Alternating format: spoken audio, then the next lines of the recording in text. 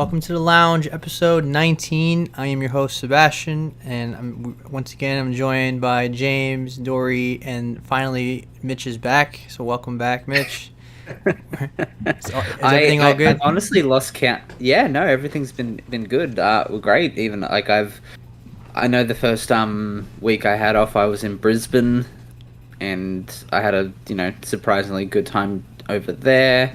Just went over with a few workmates and did some stuff, hang out, or hung out, and then after that it has basically just been working and working a bit more, and working an even longer amount. Yeah. But generally speaking, yeah, no, it's been good. It is finally good to get back on though, because I haven't exactly been playing many new games, but I've been playing a lot of old games recently, and just in general with the state of things in the sort of gaming industry over the past month or two, it's good to finally discuss things again, especially post, I was about to call it E3, Summer Games Fest. Exactly, because Summer Games Show, yeah. We can still call it E3 season. I mean, it's no, it's Summer Game Fest now. I think I'm used to Summer Game Fest now, so I just call it Summer Game Fest. I don't know if I can get used to it. Is the thing, so I'm just stuck in my ways. But today we're actually going to talk about like post Summer Game Fest, like how we're feeling about the year. I mean, obviously it's been a legendary year, but I want to get into more specifics, so like what our favorite games have been, what's been disappointing, what are you excited about still, things like that. Like we're gonna do a report card because we're like about the mid-year, so in July. So we're gonna talk about that. I'm going to talk about the ROG Ally, the new handheld I have, and which I call my mini Xbox Game Pass machine. You see it right here. It's like a little nice thing.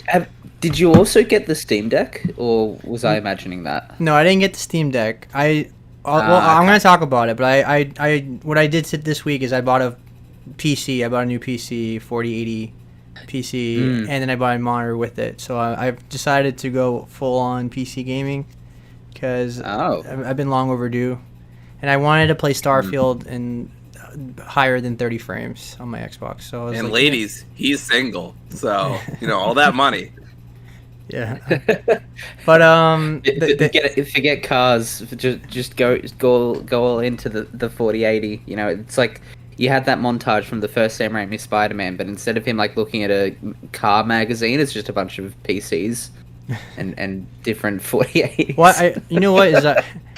I couldn't believe the price because it was like $500 off, and it was like normally for that kind of set, like that price would be like over $3,000, and it was like $800 less than that. So it was a really good deal for the price. I couldn't believe that I found it. Yes. So you got a pre-built, right? From what I saw. Yeah, I got it at Best Buy. Nice. I mean, if I did pre-built, it would have been about the same price. So it was just, I was. Yeah, but why go through all the hassle? Why go through all the hassle when you can just have it? Yeah. Bam, right there. Yeah. Plus, it's good for like work production and stuff. It's like I have my desk right in front of me now. I have a lot of room. I can do all my stuff for teaching and all that now. I don't have to rely on my laptop only. So that was the big reason as well. It wasn't just because I wanted amazing computer. So I do more than just gaming. Also, the potential tax write-off helps as well. Yeah, I mean, I just make payments. It's not like I spent $5,000 a month, like, or anything like that. That'd been crazy. All right. Yeah. So we're gonna talk about that. I want to talk about my adventures with Superman, which came out on Max. I'm gonna be quite brief because there's only 2 episodes, so it's not like I have a ton to say. Dory's gonna talk about Bramble because she's the only one that basically played it at this point. At Seb's urging, I just want to say Seb was very into us all playing Bramble, and then he's like the one who played the least of it, I think, out of me, James, and him. Well, I had to prioritize Tears of the Kingdom. You had to prioritize the Tears of the Kingdom. So yeah, I mean, the Tears are coming from me instead. I gotta say, I finally beat Tears of the Kingdom, and I can say at this point, it's easily my game of the year, and nothing's going to touch it. It's like Elden Ring last year. There's nothing on this level That game was just pure quality the entire time. I just imagine Link's got a big like sign next to him that says "Can't touch this." All right, so we're talking about Bramble, and then Mitch is gonna rant about Callisto Protocol's DLC. I've heard it's rough. Yes. Then we're gonna have our first discussion topic. We're gonna talk about our platformers like Banjo-Kazooie. Can they still be made today? Is there an audience for them in today's gaming market? And then finally, we're gonna wrap it all up with our wrap up of Summer Game Fest. Like what were our best, what were our favorite announcements? What were we excited about? How are we feeling about the future? Things like that. All right, so let's get into our 2023 report card. So I don't have this. I mean, obviously we all know that this is like one of those legendary years where it's just been banger after banger. I already have a top 10 list. Like I could do a top 10 video tomorrow. Like it's very solid, and there's still like a ton of bangers still coming out. So it could totally change by December. So how are you guys feeling about this year? Like have you played a lot of games? I've personally, I mean, I've certainly played a lot of games this year. Certainly, like I'd say, at least compared to last year, like far more, like new games. Well, far more, like a larger number of games than I have last year. But because I got a PS3 at the start of the year, I'd say, I want to say a good 60%. Of those games I've played have been PS3 games, so it's not exactly new. But I've been enjoying the hell out of the PS3 and just going back to a bunch of games I either missed or want to relive from that generation. But I gotta agree. I think of the games that I have played that have come out this year, I think all of them have been surprisingly tremendous. I think the one that I have to the only game so far that I can at least think of that I have the most qualms with and problems about is Jedi Fallen Survivor, and that has nothing to do with the game itself. It's purely just the state it was released in. Yeah. Did you say Jedi Fallen Survivor? I did. I think he did. I think he combined Fallen Order and Survivor. That was, I mean, Fallen Survivor is kind of a better title. Let's be honest here. Jedi Survivor it is a pretty good title. If you survive something, you probably have fallen from something. So I'm with you. Anyway, Seb, continue. I would say, there was two games in my top 10 that had performance issues, and that was Final Fantasy and Jedi Survivor. Both games were rough in the beginning. I think they finally patched the motion blur in Final Fantasy. They did. Yep. I haven't played it in a while, but once I'm done with my class, I can get back into it. I've been afraid to go back into Jedi Survivor. I was about to say it again. Into Jedi Survivor since I beat it, just because I haven't heard anyone say that the issues have been patched out yet, and I kind of said it's I'm not gonna go back and try and go for the platinum until they patch out all those issues, because I can tolerate it for the main campaign, but I don't think I can do it, go through it again with. I mean, it's weird as fuck, right? Because like Rob was saying last episode, everybody had different things going on with that game. I had some slight issues the first night I played it, and then the patch came out, and then it was smooth sailing the whole rest of the way. I mean, some draw distance stuff, but nothing I haven't seen in any other PS5 game or modern game. So nothing out of the ordinary for me anyway. For me, and I had no crashes. It was pretty stable. Yeah, for me the cutscenes were when I first played it were rough, and I was like, this doesn't look right. There's something off about this. And then it got better after a couple of days, which was weird, but. Literally any time more than one lightsaber appeared in a cutscene, the frame rate just tanked for me. Frame rate was really the main consistent thing that I had issues with throughout the whole playthrough. Especially when you're in water, it would drop to 10 frames. It was ridiculous. like literally just in, any semi wide open space. Yeah. Just like you could literally it would sometimes be like a night and day difference in terms of frame rate from when you're outside to when you enter a dungeon or an area or a building or something. It's like literally just like not even subtle, like, oh, it's actually hitting somewhat close to 60 frames per second. That's nice. Yeah. In Final Fantasy, like, it plays fantastic. The gameplay is amazing, but that motion blur is pretty bad, and a lot of people, I mean, I'm one of them, hates motion blur. That's the first thing I do when I play a game is turn it off. And so it ruins the experience sometimes, where it's like it kind of hurts your eyes, especially when before I got this monitor, I had an OLED TV right in front of my face, 48 inch, like in my face, and it hurt my eyes. And normally games don't bother me that close, but in that game it was like, ugh, it was hurting me. It was giving me a headache after a while. So I'm glad that they finally patched it out. So I tend to not care about motion blur really, but for some reason in both of the like Respawn Star Wars games, I've just had to instantly turn it off. It's just been it's always just been cranked up to like the max, and it's just what. I think what it is if I was looking back on like the PS4 era, where it was like games were only 30 frames and the motion blur didn't bother me as much. But now when I'm playing everything in like 60 frames, like consistently on PS5 and Xbox, I notice the motion blur more now, and it doesn't connect with the frame rate, and it throws me off. Yeah, I think that's the problem. Yeah, I think I'm too used to 60 frames now. Yeah. But James, how are you feeling about this year? Do you know what, to tell you the truth, I haven't been playing as many games this year as I have in the past. I don't know what it is. But I just haven't. I mean, I've got 6 games on my Game of the Year list at the moment, and I've only beaten 2 of them, which are Dead Space and Resident Evil 4.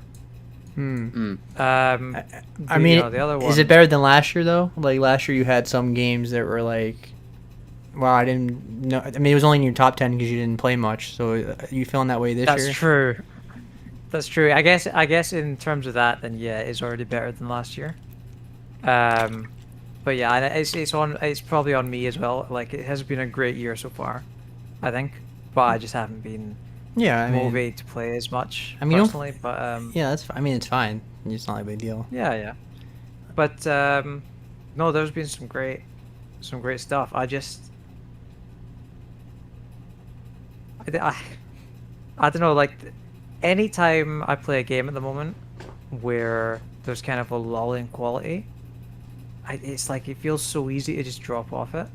Yeah. Like, I haven't played Final Fantasy 16 in a while, because there was a few of those bits where, like, there was a couple hours where it was just kind of rock bottom, nothing. Yeah. And Diablo 4, I haven't finished yet either because it started getting a little repetitive. I mean, yeah. So yeah, it's just the only reason I think I finished Dead Space and Resident Evil 4 is because they're super linear, like 10-hour max games. Well, I think that's been the problem in this year. I mean, it's not really a problem, but it's more like it's been a lot of like open world games. It's been like one thing after another. Like I have a good amount of games beat this year, but like 5 of them were like 40 plus hours. Like I'm especially like, and 3 of them were like very close to each other. Like Tears of the Kingdom, Diablo, and Final Fantasy were all like within like 3 weeks of each other, and it was just like way too much of that. We're finally in like that lull now where I can take my time and everything, but until Starfield, but or Baldur's Gate, I guess, too. But yeah, I think that's been one problem though, is that like some of these games are just too long, and like they're not bloated or really anything. I don't think they're bloated. It's just the nature of this year is like all the biggest open world games have come out the same year, and it's just like one thing after another. Even like Jedi Survivor, it wasn't open world, but it was like giant open area. So it's like it was like as close to being an open world as it could possibly be, you know. So I was getting really burned out as well from that. I mean, I finally I powered through Tears of the Kingdom because I finally found that like that moment where I was like, the same thing happened with Breath of the Wild. It took me a couple years to actually fully get into Breath of the Wild because I finally just like that something clicked of like, oh yeah, this open world's amazing, and then I just powered like I played it nonstop,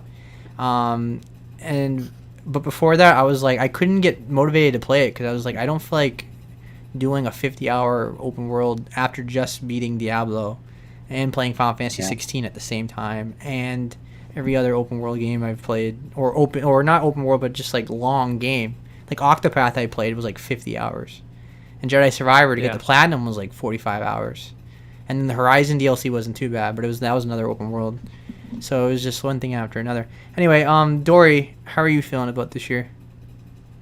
Feeling great. I only played 16 games last year, and it wasn't a lot. I feel like every game I did play felt really meaningful in a way.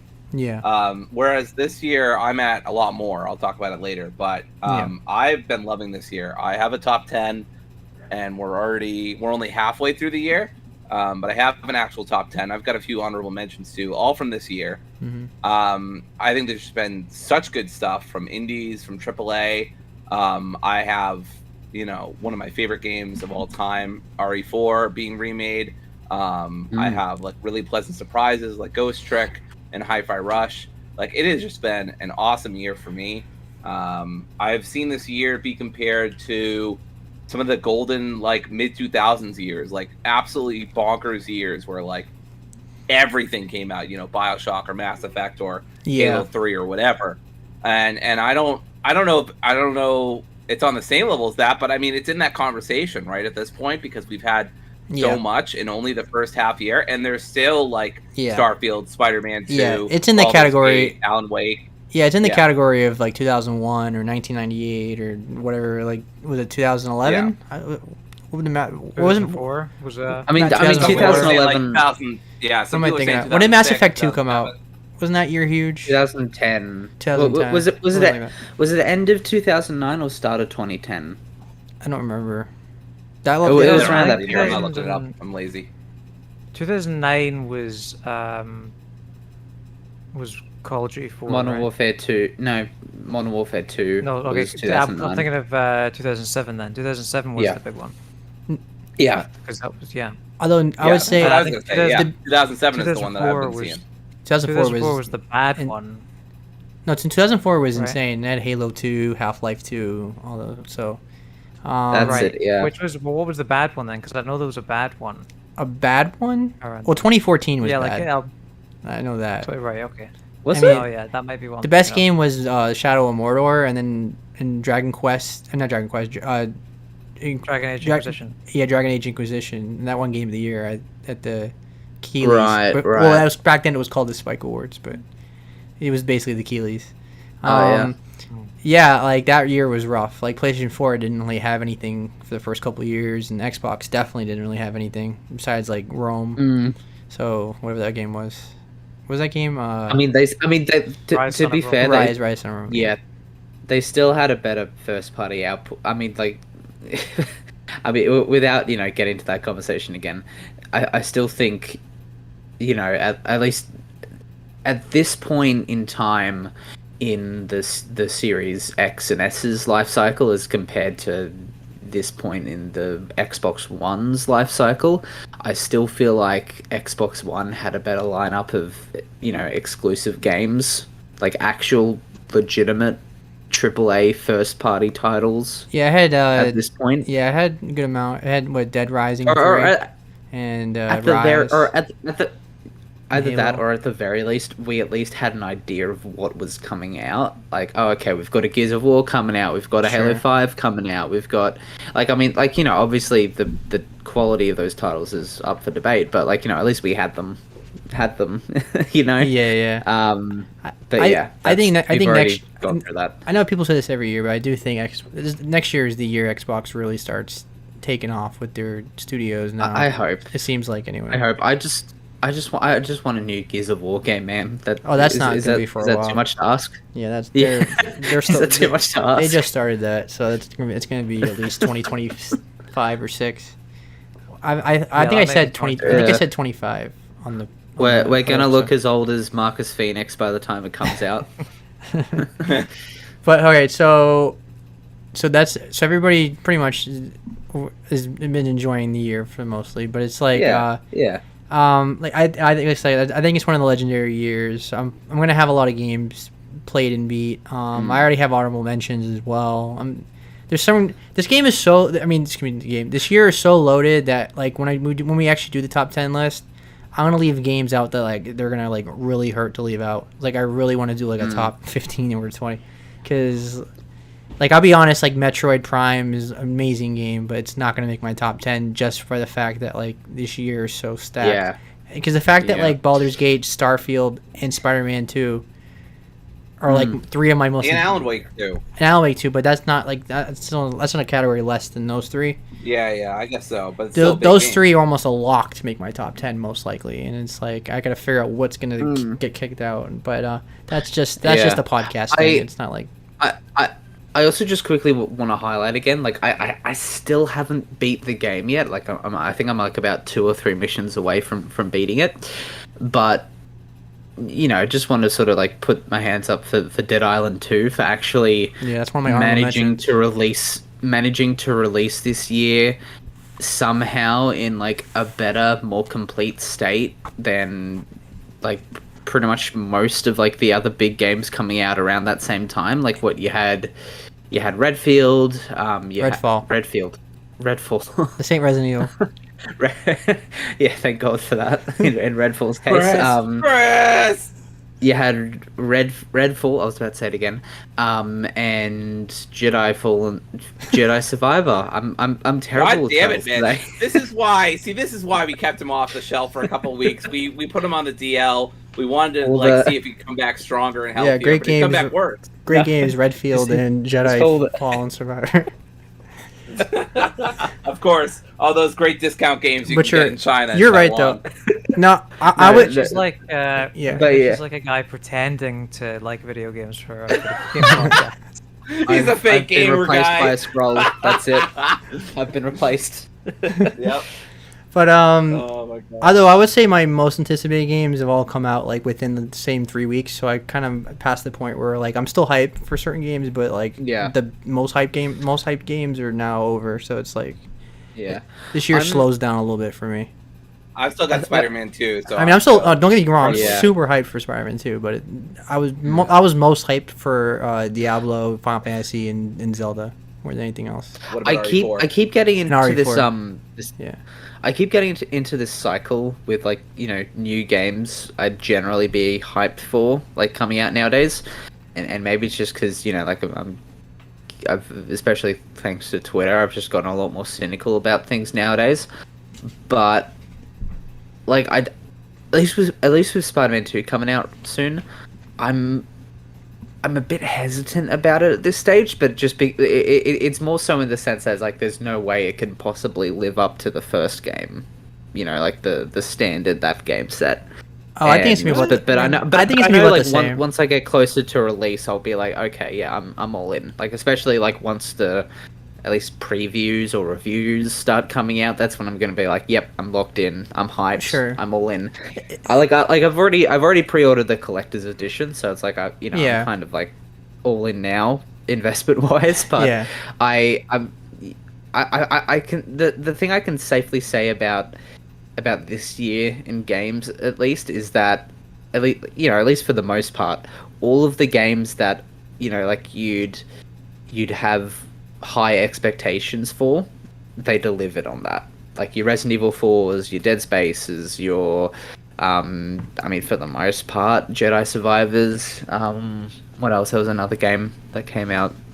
Dead Island 2. Like I had lower expectations for that, but I was just like, you know, blown away by how solid it was, and especially for a game that, you know, basically got Duke Nukem forevered.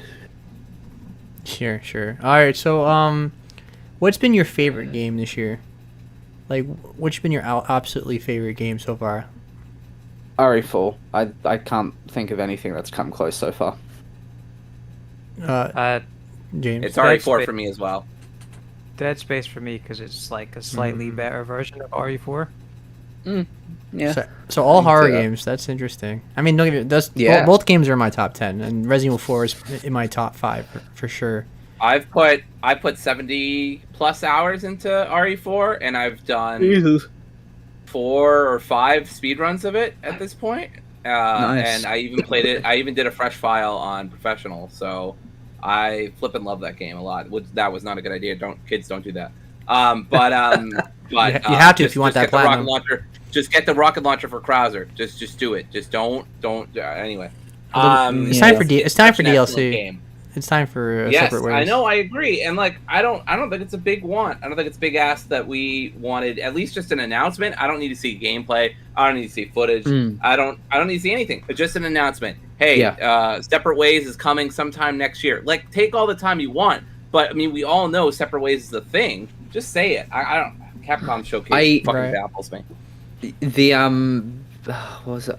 Like I think it's like looking back on it now. Like I mean, like I know we all followed the dev cycle of it, but like it's kind of wild to me that like Resident Evil Village only had its like big DLC release. Yeah, like essentially a year and a half after the game came out.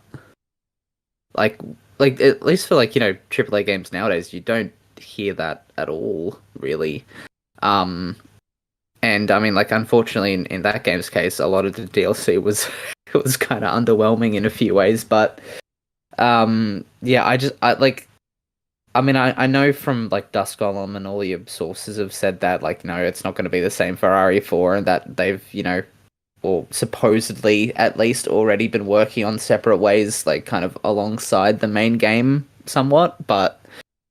I just want it. Like, yeah, just an announcement or even a title card. Just a title card. That's all we need. Yeah, it doesn't have to be a lot. And I know Capcom did an awesome job with RE4, and I'm super happy with it. Obviously, but I just want them to announce that it's happening. Yeah, and Capcom Showcase seemed like a perfect place to do it. Just say, hey, our intentions are this, and it's coming out. I don't even care. Come out sometime next year. Honestly, I'd prefer next year because there's so many fucking good games still to come out. So like, I don't care. Take your time. Obviously, I recently remembered that Silent Hill 2 remake is a thing, and like I think someone, like one of the actors or something, mentioned that like or hinted towards like an early 2024 release, and I'm like, yes, please, thank God. I don't think I can handle Silent Hill 2 coming out at the end of this year anymore. There's just too much going on. No, I pretty much guarantee that it's not coming out this year at this point. Yeah. It would have been announced already. Yeah, at this point now, yeah. But so my obviously my favorite game has been Tears of the Kingdom. That's gonna be my game of the year. Not a surprise. Obviously, just a masterpiece. It's biased. It's Nintendo one of the fans hate them. Ugh. But like it's like it actually is better than Breath of the Wild, and Breath of the Wild is like one of the greatest games ever made. So it's like. It's insane. Like it's one of those like it's like Godfather Part 2 or Empire Strikes Back or Terminator 2. Like one of those sequels that are just like even better than a masterpiece that already existed. So, but I don't have to go. You know, I already said enough about that Zelda. So, what's been the most disappointing game for you this year? Just you actually played it? Yeah. I played 2 hours of it. I wouldn't. It's on Game Pass. I didn't say that I didn't have expectations for Redfall, so I think my expectations were not high. No, my expectations were not very high. My two most disappointing games this year, and they both have the same issue, are Gears 5 and actually Oxenfree, which I just beat today. I think they both suffer from the same issue of really, really bad pacing. And really, really bad, not like with Gears 5, right? Because they wanted to put some open world elements in there, and for me, it just doesn't work. It messes with what I loved about Gears 4. Like I played Gears 4 and 5 this year. I loved Gears 4. Thought it was a great game. It didn't blow me away or whatever, but it reminded me, this is why I love the Gears franchise. But Gears 5 took all that and was like, but what if we had open world sections here and there? And I'm like, I didn't need that from you. I'm good. And then to be honest, I I think Gears 5 campaign wise, probably my favorite, but like open world stuff, yeah, I can take or leave it. Like I at least appreciated that, you know, it felt like they were finally doing something new with the franchise, because like as much as I hate using this example, it's basically like the Star Wars sequel thing, you know, like Gears 4 is the Force Awakens of the franchise, whereas, like, you know, they're just retreading a lot of the same ground, and they're bringing back, like, you know, one of the fan loved, you know, characters, and he's old now, and he's kind of mentoring the new guys, and then the sequel takes, like, you know, a few sharp turns that, you know, sort of work out in some ways and don't work out in others, and they take risks and stuff. Although Gears 5 is Planet. Gears 5 is much better than Last Jedi, but we don't have to get into that. But yeah. Well, then why would you say that? Because why would you say that? Now? You know what you're doing. Jedi good. But Gears good. But Star Wars movie. But Gears 5 had bad story. Like the Last Jedi. Gears 5 had bad story decisions where it was like, I don't know why they made a choice system at the end, and I still don't understand that decision. It's like everybody's gonna pick. It was nothing. Yeah, go ahead. It was such an obvious decision to me. It's like, do you trust the guy? Do you save the guy who's had your back since day one for 2 games now, or do you save the guy who's been a total asshole and shot protesters? And it's like, I don't know. Wow, that's a tough choice. This game. Let me fucking think about that for 0.2 seconds.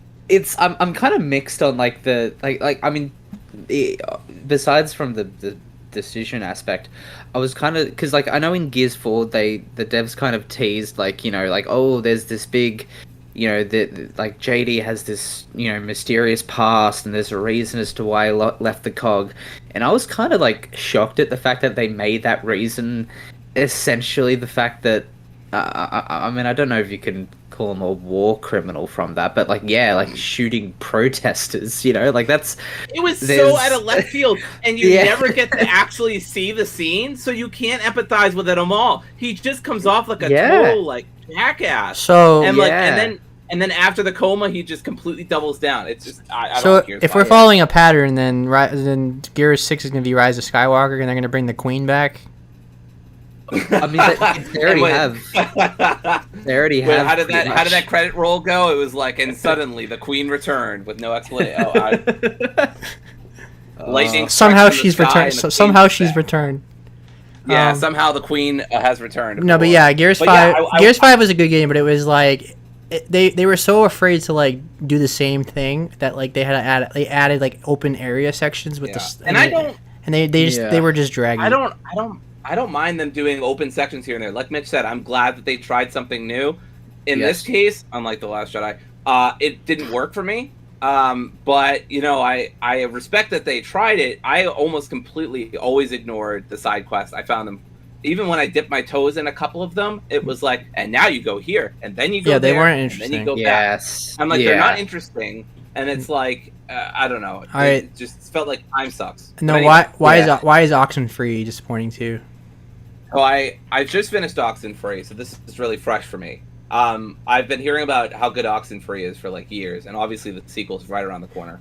So I wanted to go check it out. Don't get me wrong, I think the writing's really good. I think the soundtrack's really good, and I think the animation style is really good. So how is the game bad? Because it feels like I played an 8-hour game in a 4-hour game, because the characters are so slow and moving around these way too big environments that don't need to be that big. I actually just played New Game Plus. It only took me a couple hours because you can like speed through things a little bit more. I just feel like for some reason Night Studio made all of their maps or various parts very windy and long, but there's not nearly enough dialogue. See, it's one or the other of the extreme. It's either there's not enough dialogue to carry it, so you're just walking through silence, or the music, which by the way is way too loud sometimes. It completely overpowers the characters. I've never heard such bad music mixing in my life. Or there's too much dialogue, and it's way too easy to skip past important conversations that you're having with characters, A, without meaning to do it, or B, just by playing normally. Like even on my first run, there were various points where I would just skip by conversations and something without even meaning to, or you would have like, I had at one point the radio, because the main thing about the game is like the radio. The radio was playing, a character was talking, and a second conversation was happening at the same time, all because the game didn't know how to space things out properly. So it's just like a cacophony of like just noise, and it's not fun. Yeah. I mean, the writing's really good, and the animation, the voice acting, a lot of the core elements are really, really good. It's just that it's kind of the same thing. That's why I was bringing up with Gears 5. That way I don't go too long. But it's same thing with Gears 5. The core elements are really, really good. I like the combat in Gears 5. And I like, the movement and the characters and stuff like that for the most part. But in this game, it's like, it's completely let down by the pacing, where I felt like, I played a 4.5 hour game or 4 hour game. I feel like I just played a 6 hour game or something, because the characters are so slow, moving through these big, expansive environments that don't need to be this big. And there's no, it feels weird to me to say that an indie game should have a fast travel option, but I feel like this indie game should either have a fast travel option, or just have much smaller environments. It was very frustrating. Mitch, sorry, go ahead. I was gonna say, before you ask me what you're gonna ask, one of my biggest pet peeves in games is when they, like, the devs essentially force you to like just either slow down or stop walking in order to like hear all the dialogue. Otherwise, that's my new pet peeve in gaming. Yeah, it's like, why would you design dialogue?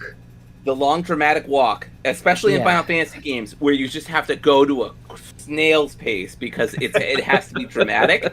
And I'm like, I think it's partially like the speedrunner in me too, is like just dying, because I'm like, I want to move. Game, please let me move. But anyway, Mitch, it's not even that, but it's like, it's even like, I mean, like, that's bad enough, but it's especially bad when like the game sets you at a certain pace, like a walking pace.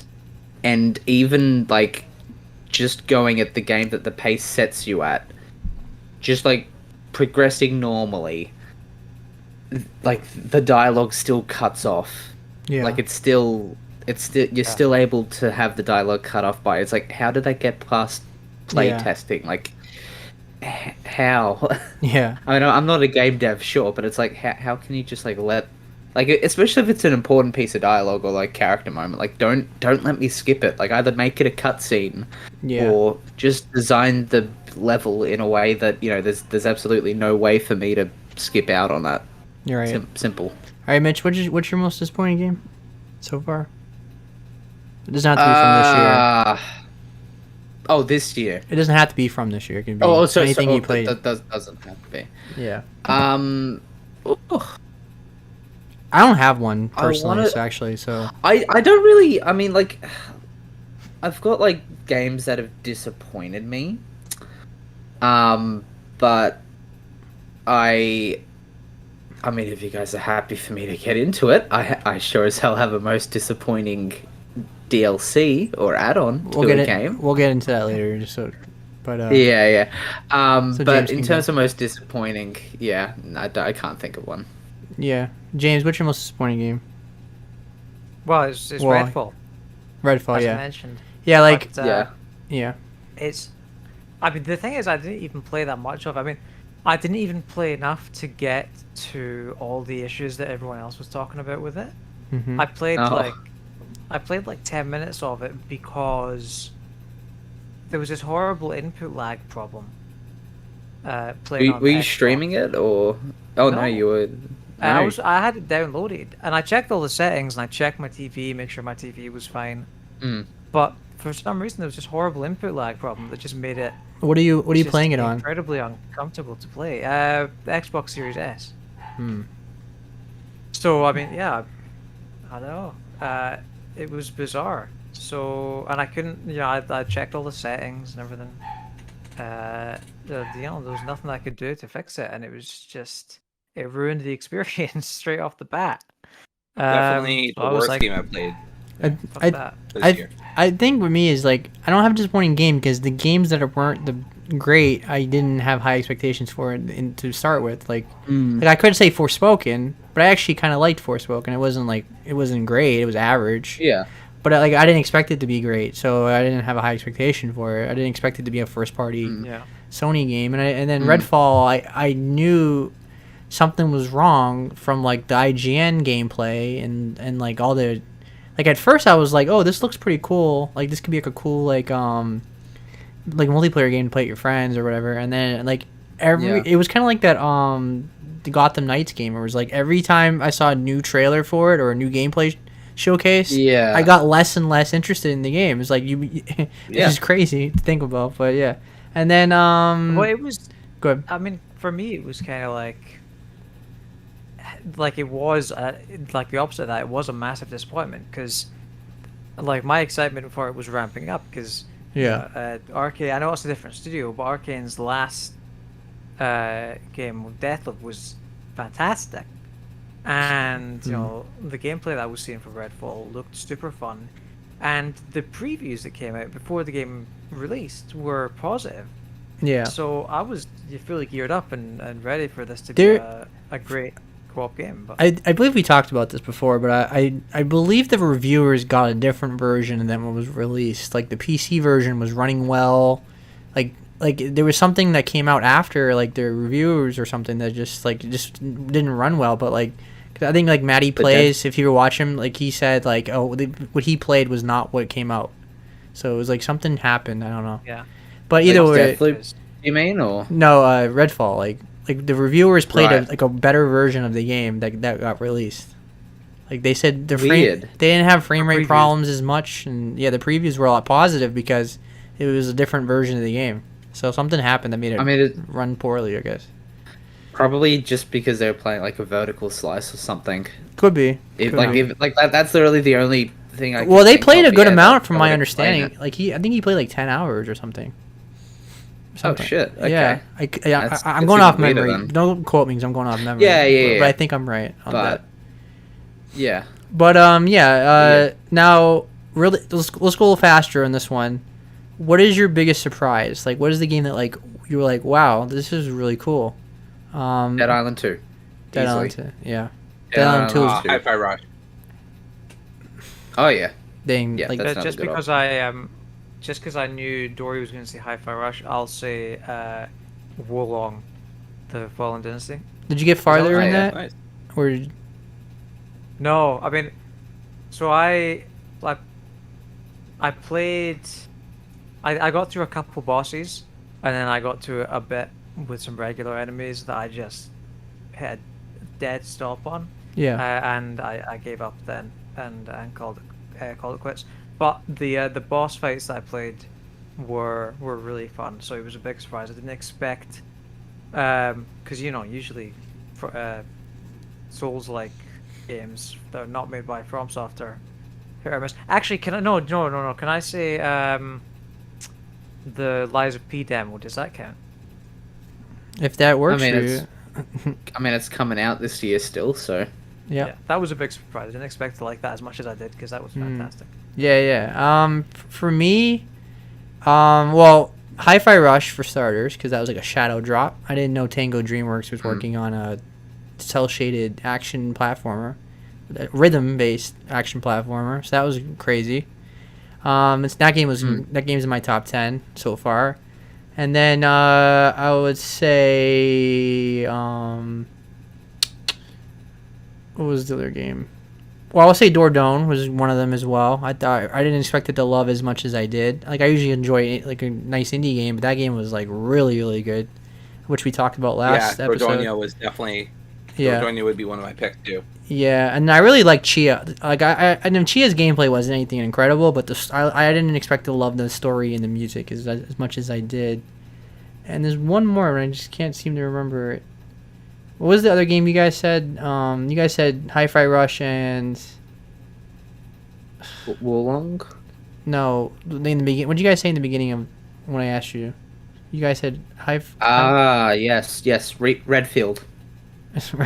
No, not Redfall. no. Definitely not Redfall though. No, Dead Island 2? Dead Island 2. I didn't expect that game to be as good as it was. Yes, Like that game was so polished. Yeah. Like, and the gore Yeah. looked so great. Like I expect this game to be kind of like a buggy mess, and it was very polished. It was like Sony first party polished, which was crazy. But and then finally Ravenlock. If you guys have played Ravenlock on Game Pass, really awesome game. It's one of the best indie games of the year so far. It's like Alice in Wonderland, and you collect things and you fight. It's kind of, it has like a really cool look to it. It was like 4 hours or 5 hours, and it was like perfectly paced. I was really happy with that game. All right, yeah. So we're almost done with this topic. What's your most anticipated? We got 2 more parts of this. Oh, what's your most anticipated game left? Like really quick. I want to say Spider-Man 2 is the obvious choice, but I'm really, I wouldn't say hyped, but I'm really interested in seeing how Alan Wake 2 plays out, just because it's Remedy's first like proper survival horror. Like, I feel like survival horror is pretty much the perfect genre for them to explore. So I really hope they do something interesting with Alan Wake 2. Like I want to be, like kind of waking up when the reviews come out and like sort of seeing a bunch of articles saying like, a bunch of reviewers saying it's like, oh my god, there was like some things that like I truly never expected, or like, they broke new ground. Yeah. Stuff like that. Like I want to see that from Remedy. I'm not like going in expecting or demanding that, but I really hope that that's the case. Yeah. Dory, what's your most anticipated game left? Yeah, I mean, you all know what it is. It's Spider-Man 2. I'm a big Spider-Man mark. I love. He's my favorite superhero. I don't know what I could say about this game that hasn't been said before, but just from the action, the trailers that we've seen, from the gameplay, from the story perspective, Spider-Man 2018 is an excellent game. It does have its flaws, but excellent game. Miles Morales corrected almost all those flaws for a near perfect game, or near 5 out of 5 game for me. So I think this is going to be it. I mean, I think Insomniac can always be trusted on, and again, I'm biased. I love Spider-Man, but if Insomniac can build upon what they had with Miles Morales, I mean, I really think this could be my game of the year, at least in my top 3. James, what's your most anticipated game?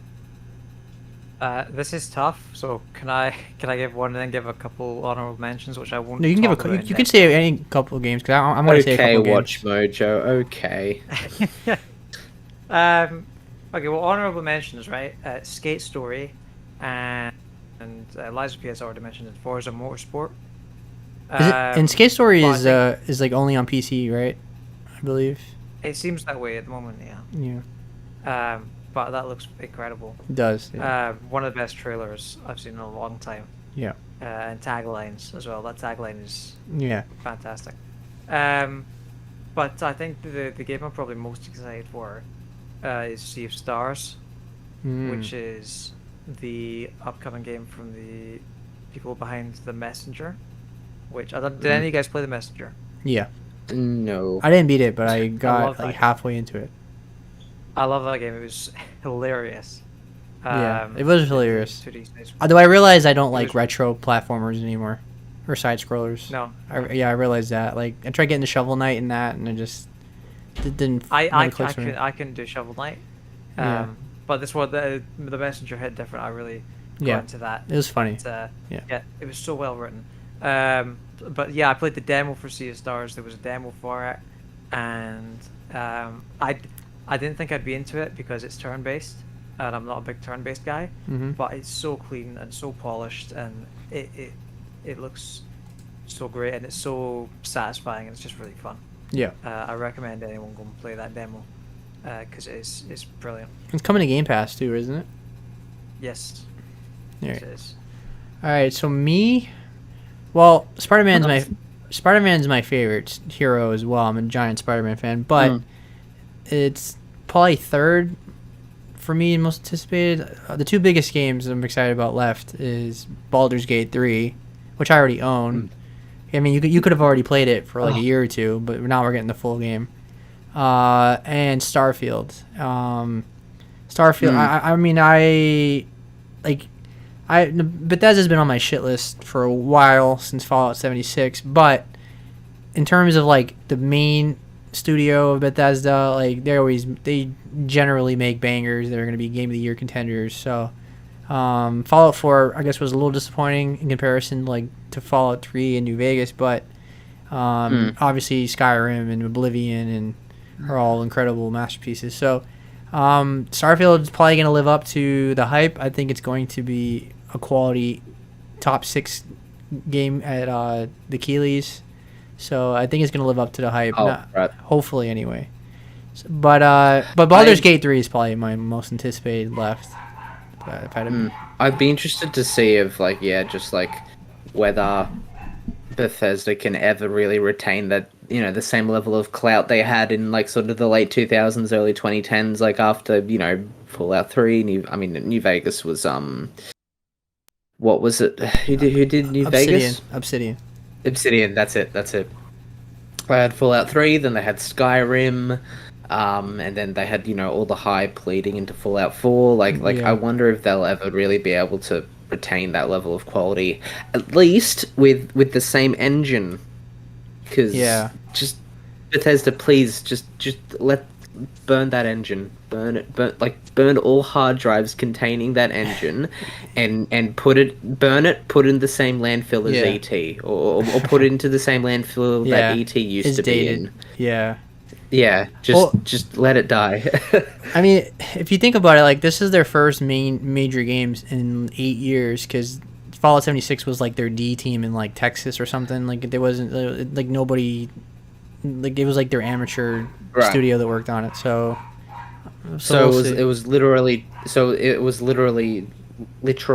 amateur hour, the game. It was, though. I mean, the problem with that game was the fact that like Todd Howard came on stage and hyped it up to be like the next Fallout, and it never was. It was always like this lower tier game.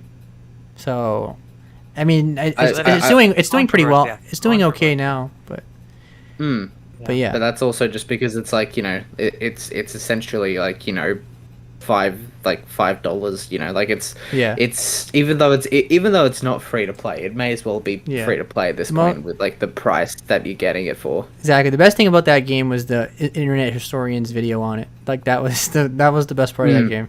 If you've never seen that video, watch it. And also watch his video on No Man's Sky's comeback. It was really awesome.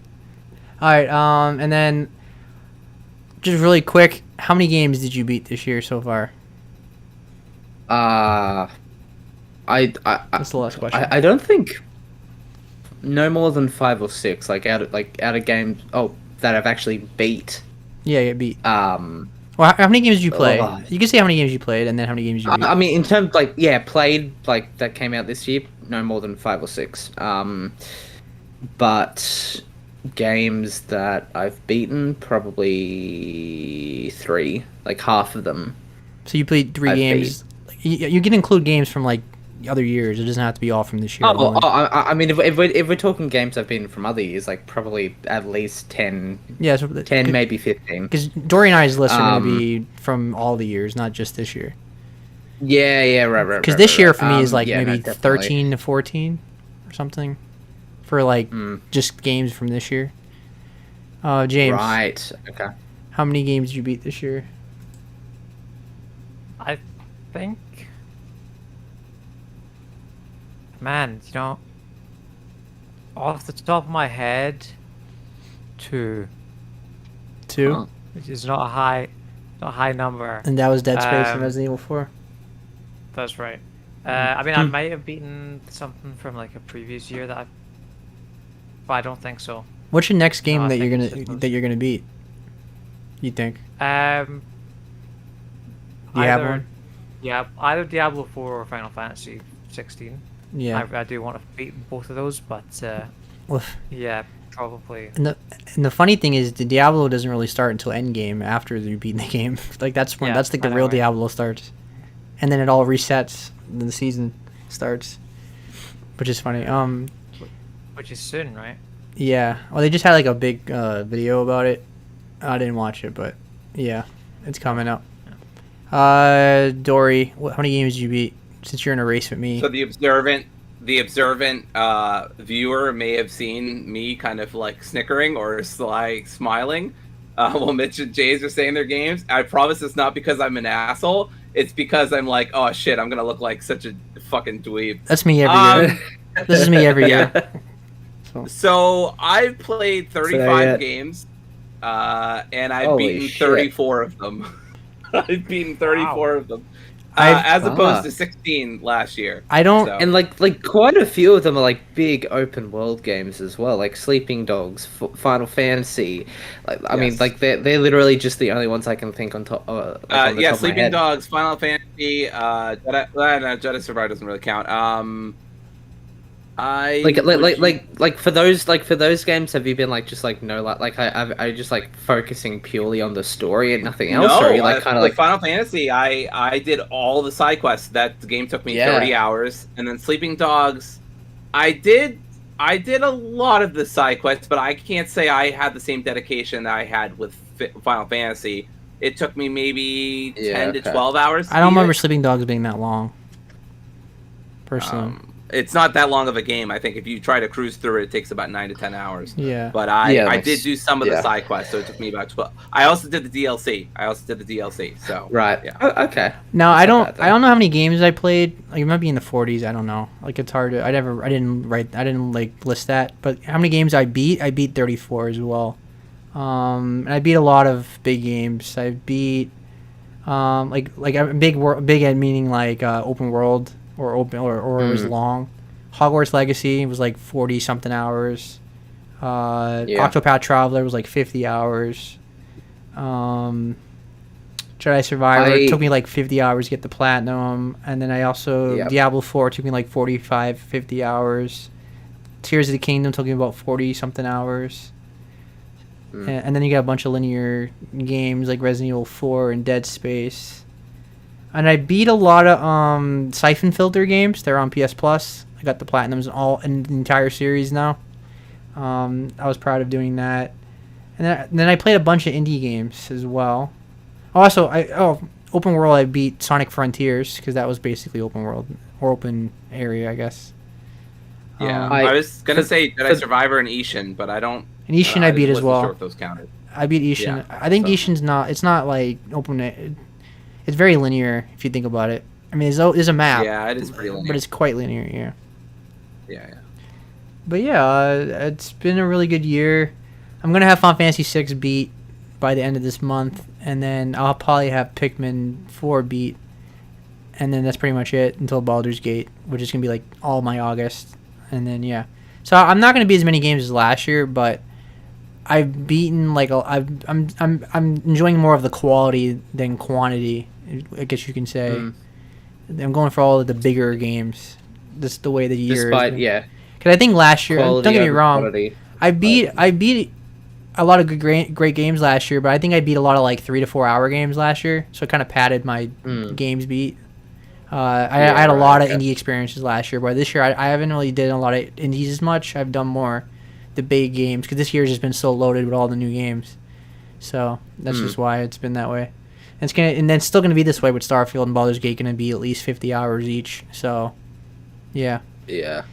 I could never. I want to say as well, like a vast majority of the games that I've recently played have been PS3, but then I've also restarted a few games that I've already played. Like at the moment, I'm going back through Dying Light 2 again because they recently had like the big update that completely redid how nights work, and they like redid a bunch of the game's mechanics, and it is so much better. Like you can say this for a lot of games that have like post-release updates, but it should have released like this. Yeah. Like it should have released like this. Like the parkour, the nights, everything, so much better. Doom Eternal, I'm also going through that again, like, trying to get like 100% and everything. Do I want to get the platinum on. again? Who knows? But It wasn't enough that he fucking got all those great achievements and difficulties. He's got to rub it in our face and beat it again. I don't understand. What's there to do if you've already got the platinum? The DLC, well, right? because there's a PS4 and PS5 version. Because I got the platinum on the PS4 version. It doesn't But carry the over. PS5 no, for some reason, Doom Eternal is like one of the few games, at least at launch, that you can't transfer your save over from PS4 to PS5. Like somehow all of the skins I had, they've transferred over, Yeah. but none of the progress or trophies or nothing else carried over. You know what? So there's no auto pop, at least as far as I'm aware. If I have the time, you know what? Like now that I have a better PC, I might play Doom Eternal again, like on a mouse and keyboard to see how it's worth. Oh, I mean, like, yeah, on mouse and keyboard especially, it's worth it. Yeah. Let me just list off all the games that I've been playing recently. After that, we'll just move because on. yeah, for sure. Because like I said 15 or 10-15, but like it'd be way more than that. Okay, Castlevania Lords of Shadow. I started that a couple nights ago. On PS3, Spider-Man 3 on PS3 as well. Yes, I've started that. Yikes. Yikes. That game has the funniest Callisto QTEs though. Yeah, I intentionally fail. There's no way you can play the game and not fail that intentionally at least once. There's no way you can't do that. Bring that Callisto back. Protocol for obvious reasons. Dying Light 2. Army of Two, The Devil's Cartel, Doom Eternal, Dante's Inferno, Wolfenstein 2, Outlast 2, because I am hopefully just one run away from getting the platinum on that. God of War, the original, Spider-Man Edge of Time, which I got the platinum in. I beat the Dark Pictures Devil in Me from last year, but for some reason the trophy that said I beat the game never popped. Like, I beat the game, but the trophy didn't pop, which is... That pretty much sums up that game. The bugs. Yeah. Yeah. What else? Sonic Frontiers. Good game. Getting through that a bit. Got back into Marvel's Midnight Suns for a bit. I'm about 74% of the trophies into the Amazing Spider-Man game. Dead Island 2, of course. Prince of Persia, The Forgotten Sands, Metal Gear Rising Revengeance. I briefly started Silent Hill 2 on PS3. That's my proudest platinum, and it always will be. I don't even know if I want to attempt that because that's insane. Yeah, don't. Batman Arkham Asylum for PS3. Deadpool, the game. Infamous. Went through Outlast again. I platinumed Spider-Man Shattered Dimensions, the GOAT, Disney Speedstorm, Splatterhouse. I platinumed Captain America Super Soldier, the tie-in game, which is a surprisingly easy platinum. I was shocked at how easy that was. Dead Space 2, Jedi Survivor, X-Men Origins Wolverine, which is somehow a great game. I remember that game. I actually enjoyed that game. Yeah, I do remember that. I played it at my friend's house. Fantastic. This is like mid 2000s. Yeah. I'm thinking. Yeah.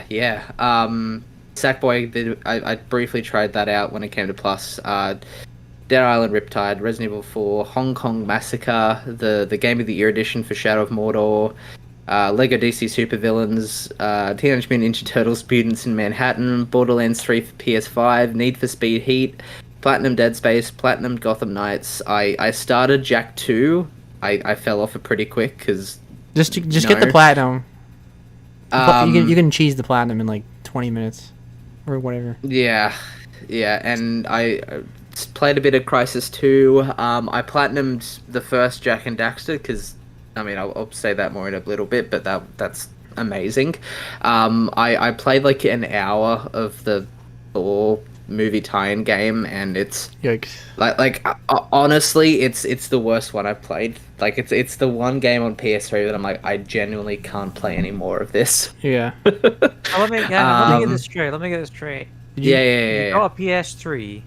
Yeah. You played the Thor movie tie-in game, but you haven't played Resistance. I knew he was gonna ask that. I knew he was gonna say that. Yeah, I haven't. Oh, But you gotta fix that. I love how you picked all the obscure movie games, and you didn't pick any like the big first party Sony games. You went straight for like Thor. I've got 'em. You played X-Men. You played X-Men Wolverine, like Origins. That was like the first game I played. Because like, why not? Did you play Sly Cooper Like, or you said you did say God of War? Did you like? Yeah, God of War. You played Journey? Have you ever played Journey before?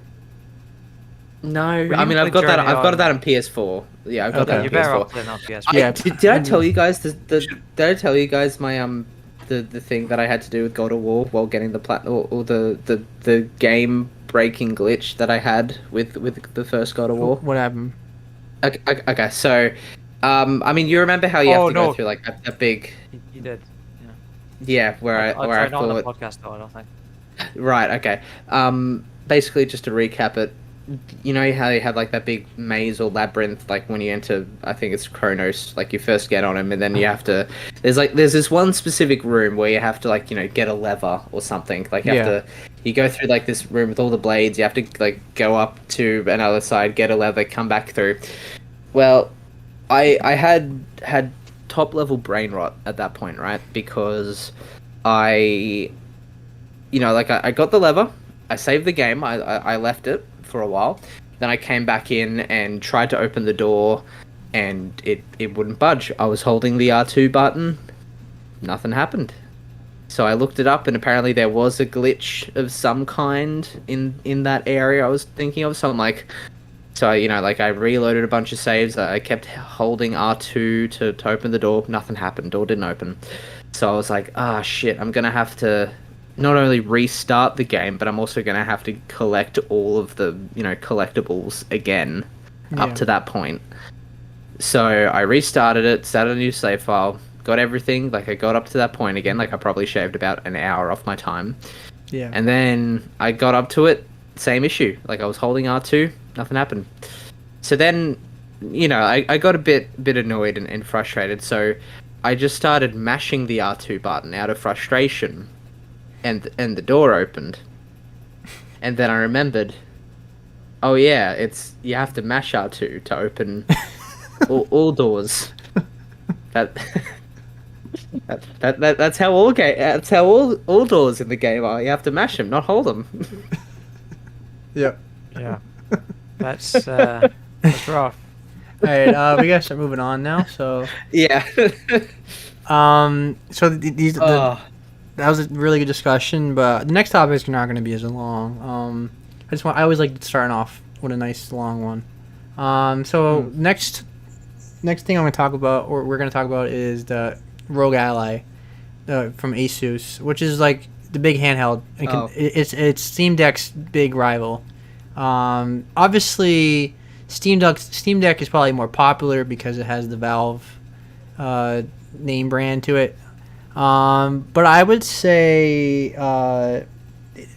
if I had to pick, I would probably prefer the Ally because, well, first, the Ally has a better screen. It's an OLED screen, and also it... Does Steam Deck not have an OLED version? I don't think so. I don't believe so. I just kind of naturally assumed they would, but yeah, okay. And then it's stronger than the Steam Deck as well. I mean, it's more expensive, but I think it's like $50 more than the most expensive version of Steam Deck. So it has like a 1650 video card, I think, in the handheld, which is insane for a handheld. It's like it destroys the Switch, obviously. The big problem with it for a lot of people is the battery. The battery sucks, obviously. Steam Deck's battery is not great either, but you can only play like this handheld for like an hour and a half, 2 hours at most. If you play it in turbo mode, which is the highest, with the highest frame rate and everything, it's going to drain that battery real fast. So I play it charged, so it's not really an issue. But if you don't, and like for traveling, for example, you have to probably buy a separate battery to charge it while you're playing it. But even then, it's never going to be great. So I like it because if I want to like play a game on the couch or in my bed or something while I'm watching a movie or a show or whatever, it's perfect. And another and B, some people don't like the don't like that it uses Windows 11 because it's basically, it's hard to tell on the camera, but this is like a desktop. It has like a start, the taskbar, and it has all the programs and everything you click on. And that's what I that's what I really like about it as well, is that because it has Windows, you can do whatever. Like I can download Steam, I can play Game Pass. Like it has Game Pass. Yeah. That's why I call it the game. This is Microsoft's handheld without them even making it, and that's what everybody's calling it. Yeah. So it just like automatically loads up Windows. It's not like the Steam Deck that has its own OS. It's exactly. like it just loads straight into Windows. Okay. For all the good and bad of Windows, yeah. Because it can be a pain in the ass. You have to set up all. You have to make sure you download all the files and updates, and because if you don't do it, it's going to run terribly. So the setup is like a half an hour of setting up, just updating everything, which is not the end of the world. Fair. I was just doing something. I mean, it's the norm for most consoles and hardware things nowadays. Anyways, like at least 20-30 minutes to get everything set up. Yeah, and then like if you click the menu, like I have PlayStation Plus on here, and I have Game Pass, and I have a bunch of Steam games and Game Pass games downloaded and everything.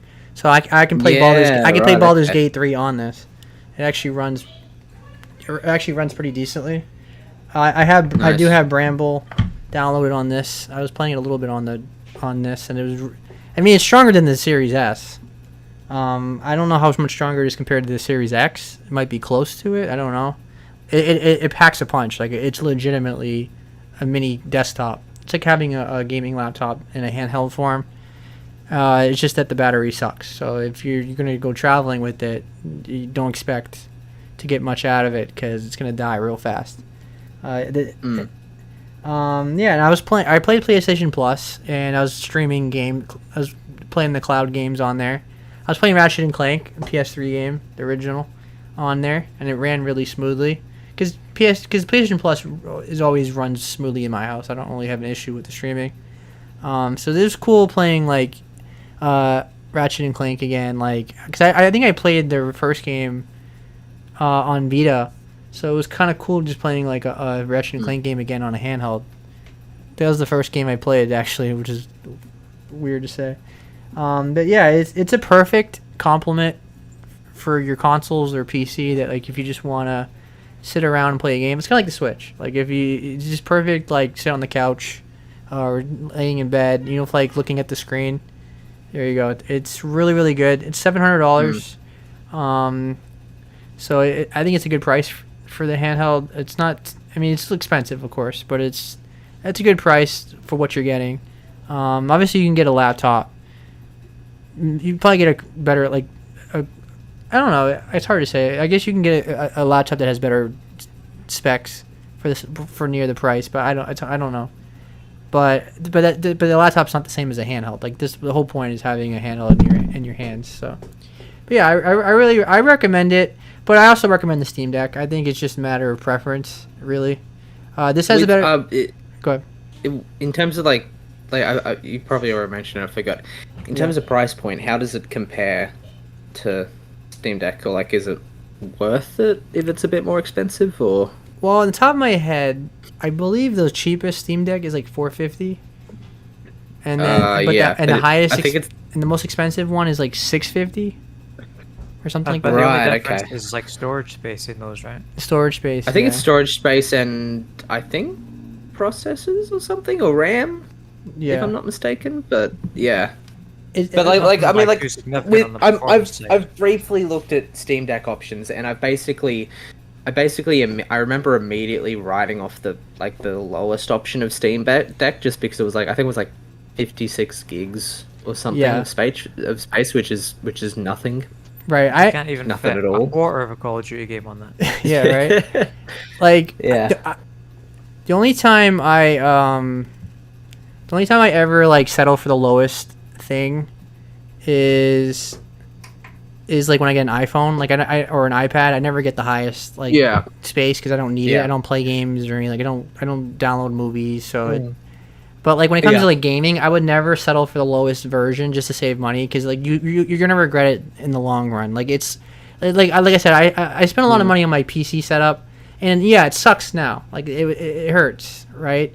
But like 3 years from now, I'm not even gonna remember that I did that. Like I'm not gonna feel it like 3 years from now. And that's like sometimes when it comes to like video games or technology, it's like yeah, it sucks when you first get it, but like in the long run, if you for all the time you used it and you get your money's worth, you know. Now if you're not gonna use it at all and you're just gonna collect dust, then yeah, that's one thing. But I always look at technology as like an investment. Like if I'm gonna have a Steam Deck and I'm gonna get the highest one because I'm gonna use it all the time, so it's worth the money. So, I mean, that's why I got rid of my Switch Lite. I never used it, and I felt like I don't even know whether it was worth. It was very pretty to look at, and it was nice to have. Yeah, but I barely ever used it. Once I beat Hades, I barely ever used it again, and I had. It's not like we don't have a Switch. Like my partner has a Nintendo Switch that she lets me use all the time. That's what I played Ghost Trick on. So it just wasn't a big deal. Yeah, I have the Lite as well, and it's like once I got the OLED one, like the screen is like so much better. Like I can't play a game on a different Switch anymore. Like the screen is like 5,000 times strong, like better looking. Same specs, it's not like it's stronger, but the screen is so much better that like it's like you're thinking like they should just made this the base model in the first place, but they want you to spend the extra $50, so or $100, whatever it is. I think it's 50. Yeah, so. Yeah, like I said, it's worth the money. It's worth the investment. All right, so at the end of the day, it comes down to preference. I'm not going to say what's better than the other. I think like if you're more of a Steam person, like you use Steam all the time, it's your main platform, you trust Valve more. If you like Linux and things like that, then get the Steam Deck. If you don't mind Windows and you're more of a Game Pass person and you want to play Steam as well and PS Plus and everything else, get the Asus Ally because you can do everything on that and it's stronger and has a better screen. It's just a matter of like, can you tolerate Windows or not? For me, not really an issue, but for other people, they have to have Linux because if on Steam Deck, you have to go through a lot of like, you have to do a lot of setting up to get Game Pass to work on Steam Deck. You have to like, it's not as seamless. Like why when I got the Ally, it was already on there. The Xbox app was already on there, so I didn't have to do anything. So all I have to do is click install for like games, and then there you go. So just a preference. Yep. All right. Another thing I want to talk about is My Adventures with Superman, which is on Max, which used to be HBO Max. First 2 episodes is on Max, and I want to say it's on Adult Swim as well, which is weird because this is not an Adult Swim show. It's not violent. It's not like an adult show at all. It's it's PG, so it's a kid show. So I don't know why it's on Adult Swim, but yeah, it's a typical Superman cartoon. He has his friends, and I love the animation. It's definitely anime. Like the opening is very anime. The ending is very anime. So it's kind of like it's kind of like Avatar: The Last Airbender, where it's like it's not an anime, but it's like going for an anime look. It's the typical Superman story. It's like he doesn't know who he is. He goes there's a hole that has his family history, and he goes down there and gets the costume and talks to his dad. You know, it doesn't do anything new per se, but the animation's really cool, and the characters his friends are fun. Like it changes it up a little bit in that like Lois Lane is like just as young as him, and she's like not an experienced journalist. She's like working under a person, and they're like interns, and it's like, and then Jimmy is like this dorm mate and stuff. So it's kind of like it's like a whole it's like telling a whole origin story of like if he was like him in like early 20s, like college days or post college, something like that. So it's like Smallville, the anime. Yes, but well, a little later, like he's already Superman. Go ahead. Have you watched the Superman Man of Tomorrow animated movie? No. Okay. It because I haven't been able to watch this yet purely because I just don't think it's out anywhere in Australia. Yeah. Yet at least. But it's really similar to at least in terms of like general setup to what this is. Like it's It's also got another, like really young Superman. Lois Lane is around. I think around like all the characters are younger. I mean, Lois Lane in that is still like more experienced than he is in that one, but she's also younger. And then it's also got it's got like a really interesting cast. Like it had Zachary Quinto as Lex Luthor, who was, at least as far as I remember, pretty good. Yeah. Had a few other people, like had a Martian Manhunter in it. It was a really good movie, especially as someone who doesn't like a lot of the DC animated movies. I remember it being really good. Yeah. I'm not sure if it'd be out on Max or anything, but yeah, like I want to watch this as soon as it comes out in Australia, or at least some way that I can obtain it, even not legally, just somewhere easily enough to be able to watch it in peace without, the FBI budging down my door, for... Right, FBI, that's him, get him! He tried to watch My Adventures with Superman. That bastard. You wouldn't download My Adventures with Superman, would you? Yeah, you can't see my hands, but I'm already dialing 911. Yeah. It's like that Vine when he's dialing 911 on the microwave. All of a sudden, like a helicopter is like. Fun fact. So all of a sudden, like That's the SWAT right. like crashes to his like window. That's right. Did you know, by the way, that the "You Wouldn't Download a Car" anti-piracy ad itself downloaded the music that it used that for without asking for permission? That is incredibly funny.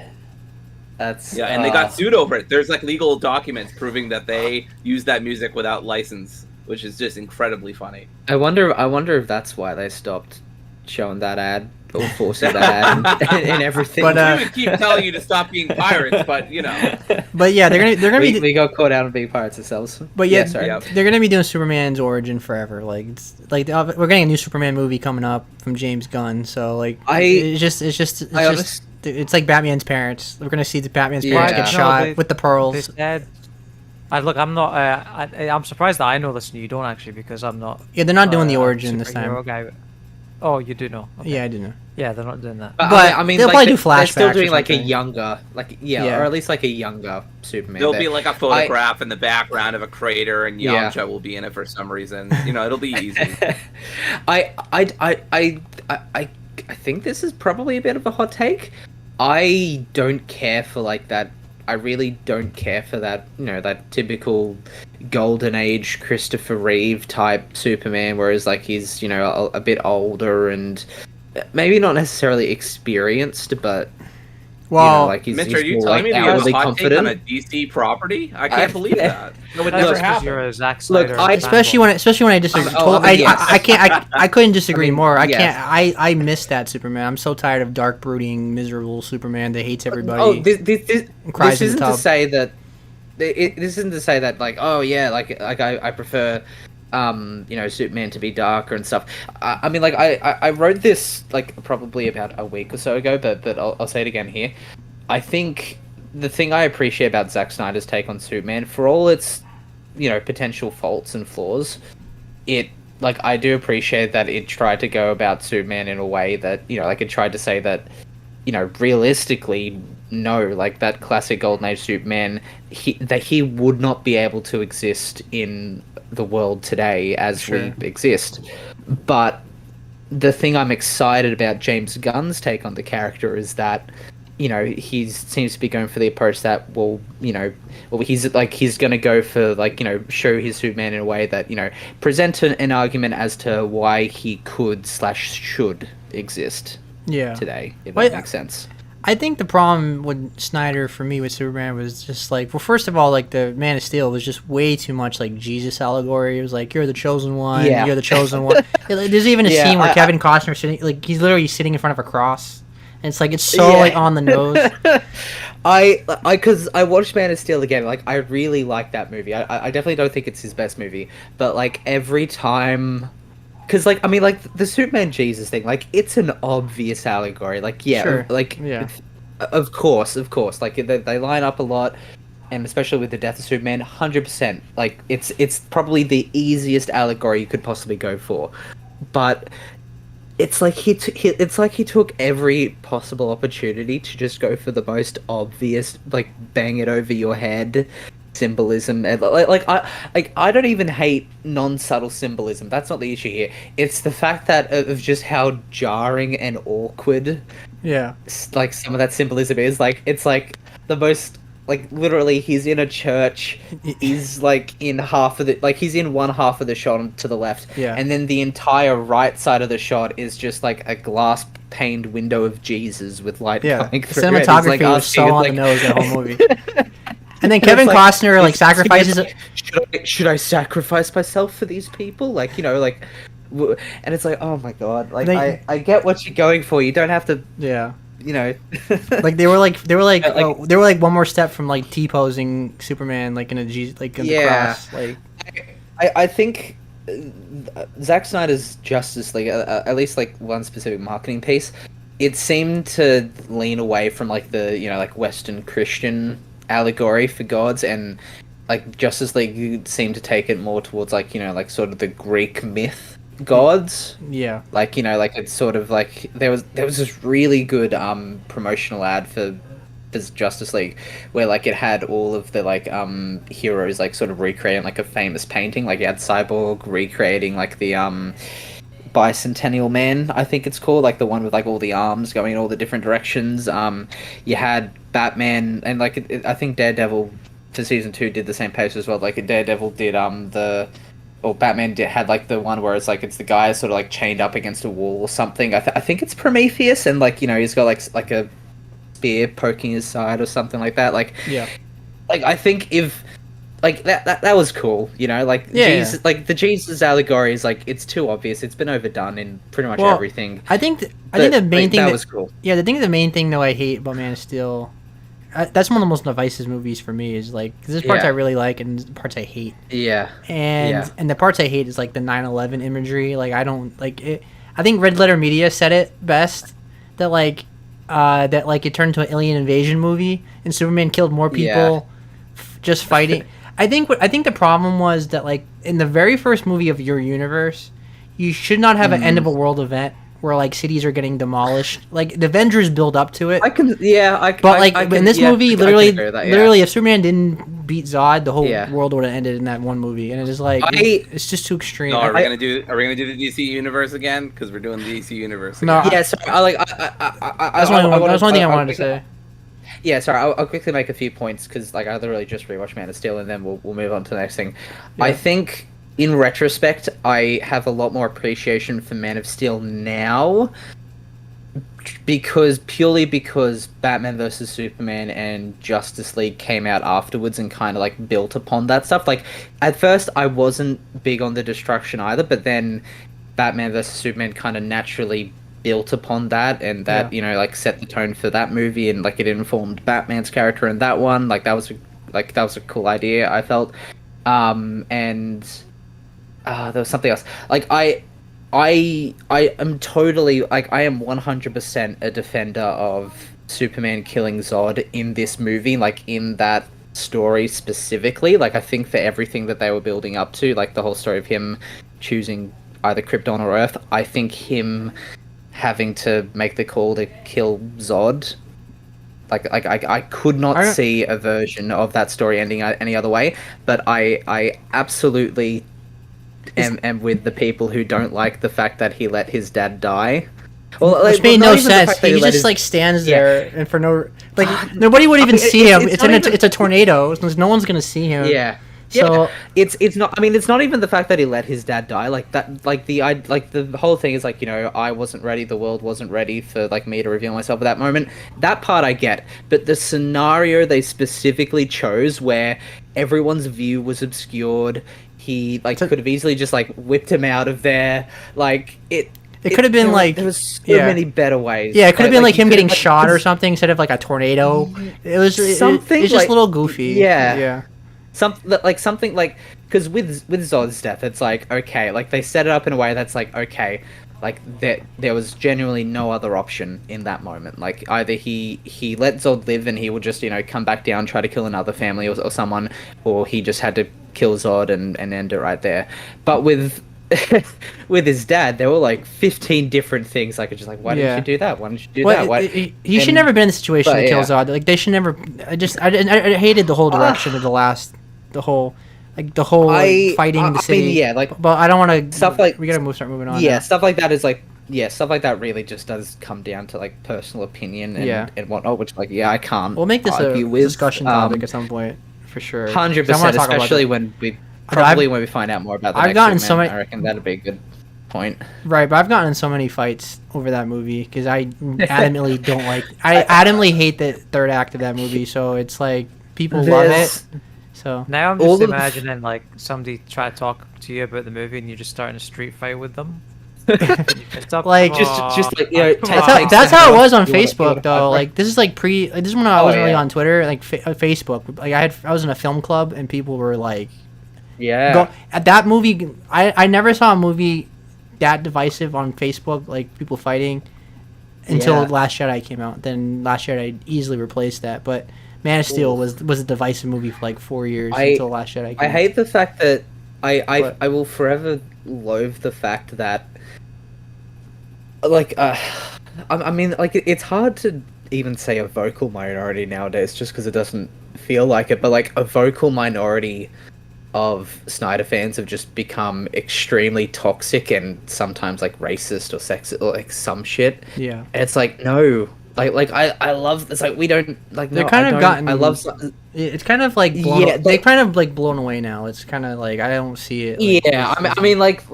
At least on, like, it's not so much nowadays, especially now that I've gotten off Twitter, but on Twitter especially, like, just literally whenever James Gunn would open anything, open his mouth about anything about, like, DCU or anything, people are just like, oh my god, like, how can you do this? It's like, just you got your trilogy. Like, I appreciate it for what it is. Like, he's not erasing Man of Steel from existence. It's like, you still have it.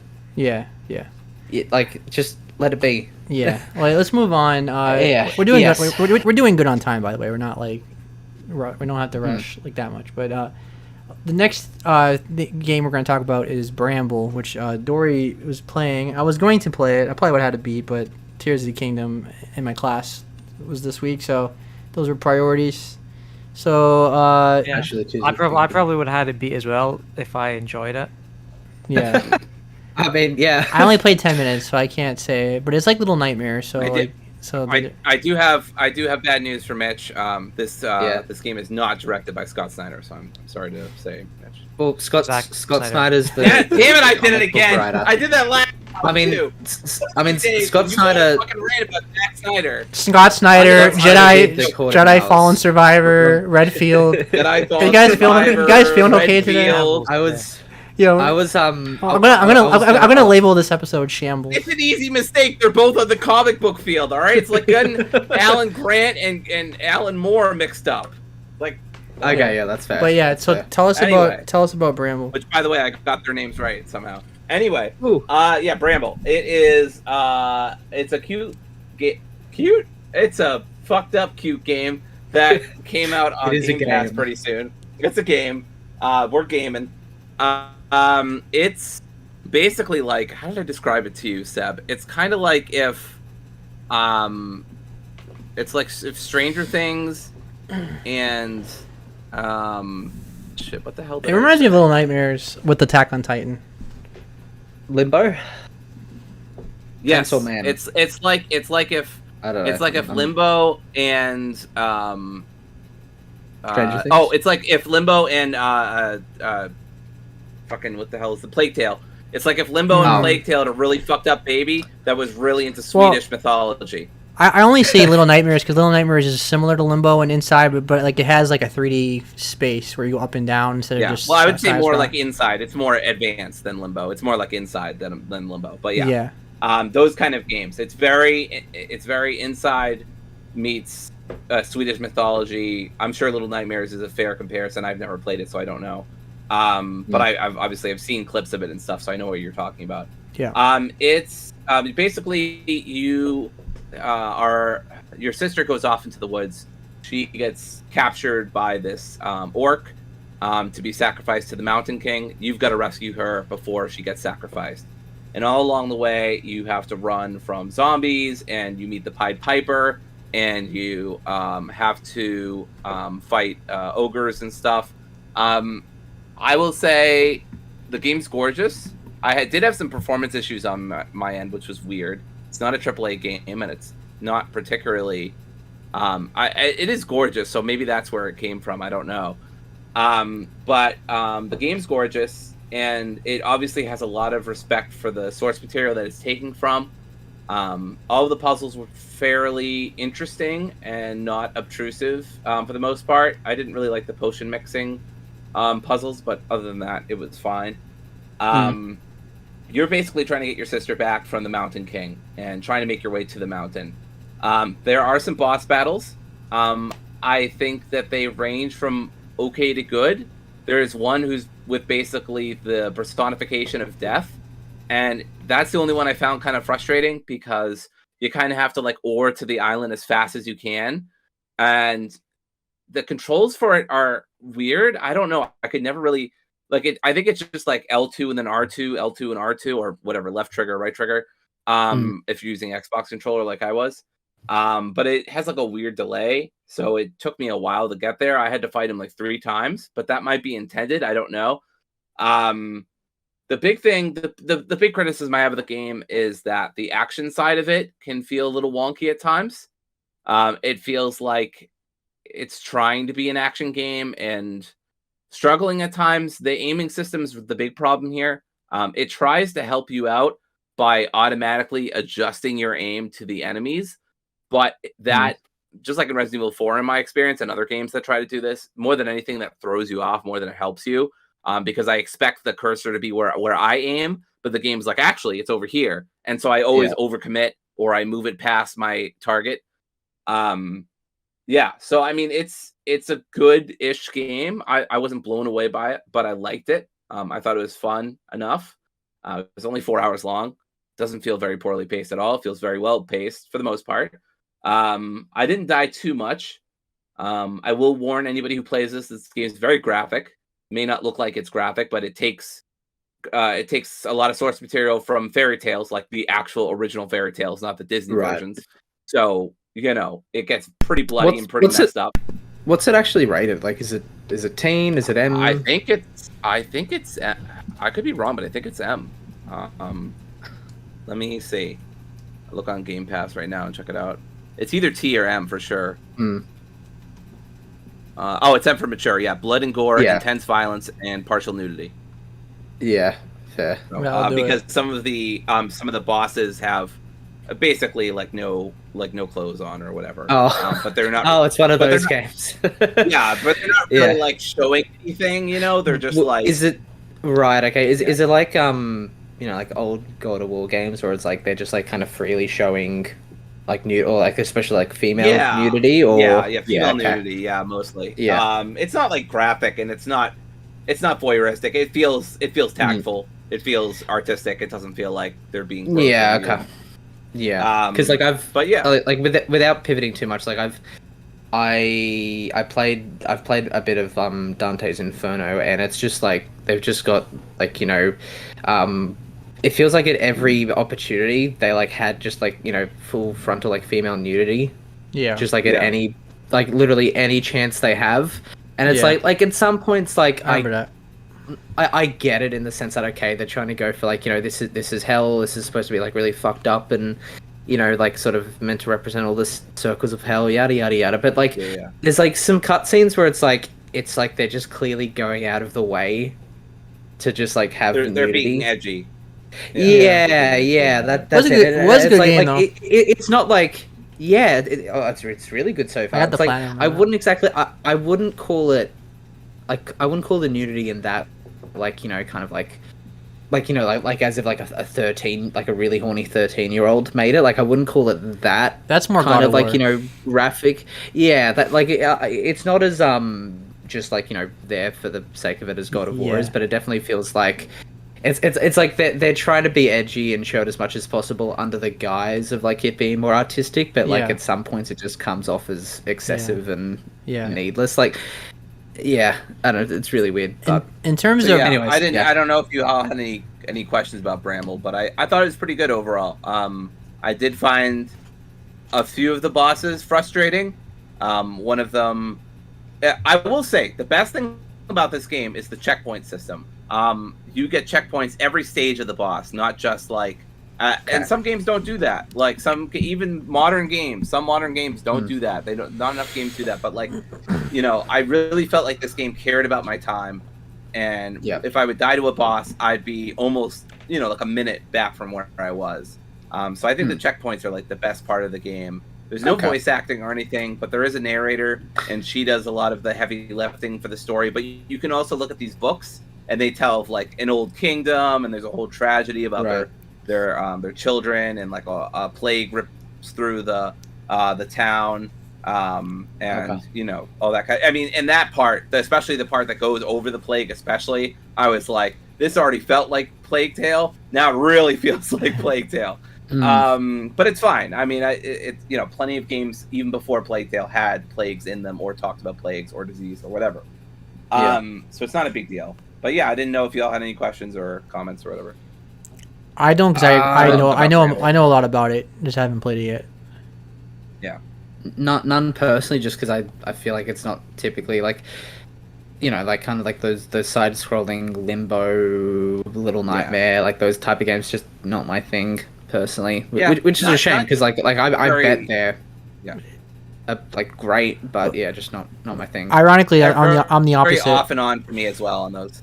Yeah, I'm the opposite. I'm very off and on about side scrollers. I was really excited about this game just because I haven't played it yet, but it's just because I love those games so much. Those are like really. I'm not gonna say they're not talked about, but they're not like household names either.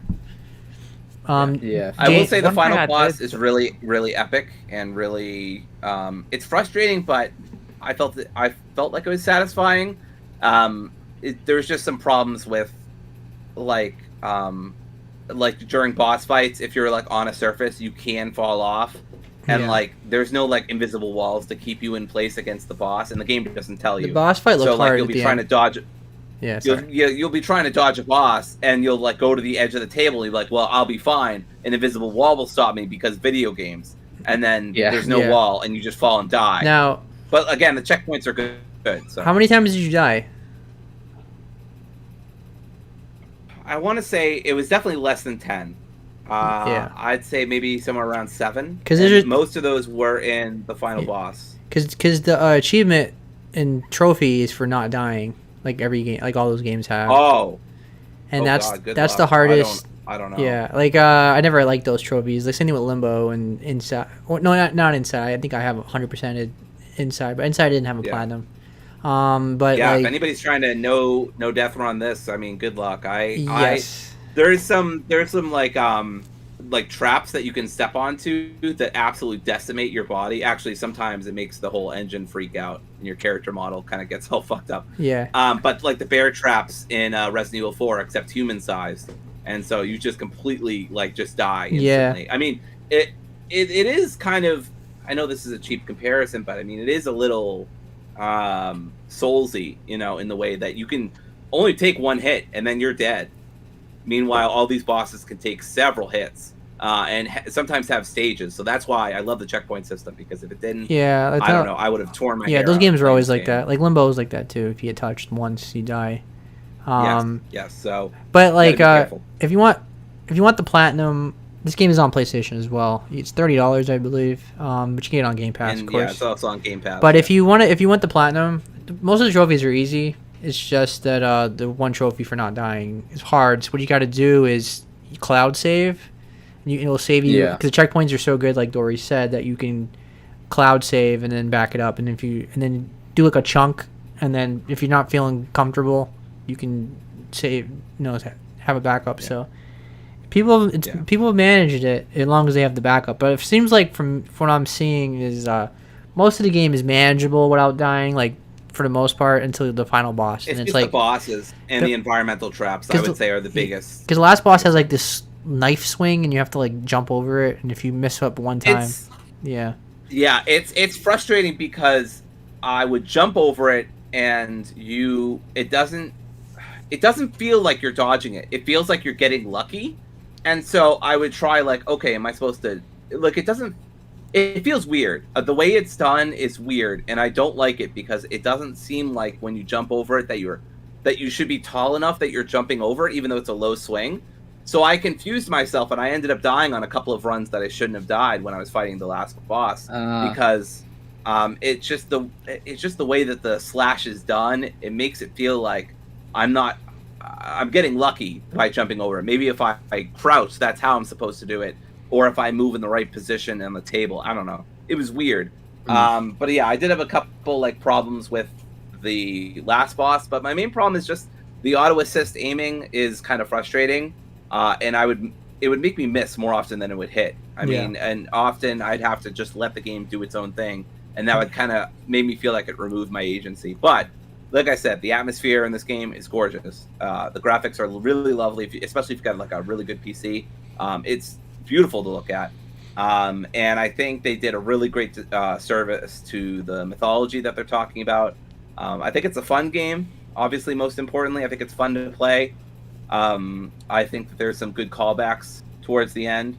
Especially if you have Game Pass, I would pick it up. I'd give it a shot. Yeah. Play an hour or two.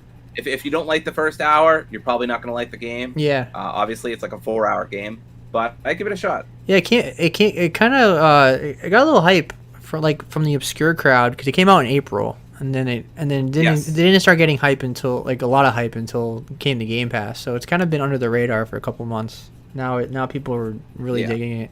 But are you ready? Are we ready to move on, or do you have any more to say? Yeah, I think that's about it. I think it's a fun game. I'd say it's the first game to not be on my top 10 because I have more than 10 games now. Finally. So it'll probably be my honorable mentions, but I mean, it'll probably get pushed out of that too eventually. We should do. But it's a good game.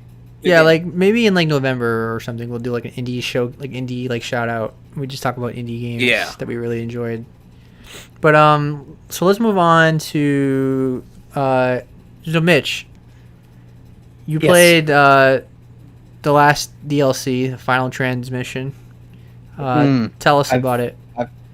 Well, I need to take a swig for this. Swig of water. We don't have time for tangents, so we get right to the game. Basically, for the final DLC, it's. I mean, do you guys care about spoilers at all? Because I feel like there's no I beat way the game, so no. Okay, no spoilers for the DLC. Okay, I don't care. I'm just gonna message me when we're done. Okay. Yeah, cool. Okay. So basically, well, now that James is gone, what a fucking loser. Am I right? No, I'm kidding. So the DLC obviously the main game, it ends on a cliffhanger. It's like, hey, the doctor's like, there's a way out of here, and then you have a jump scare of Sam Witwer, and the DLC picks up basically like he wakes up in a completely random location, has no memory of what happened after that point.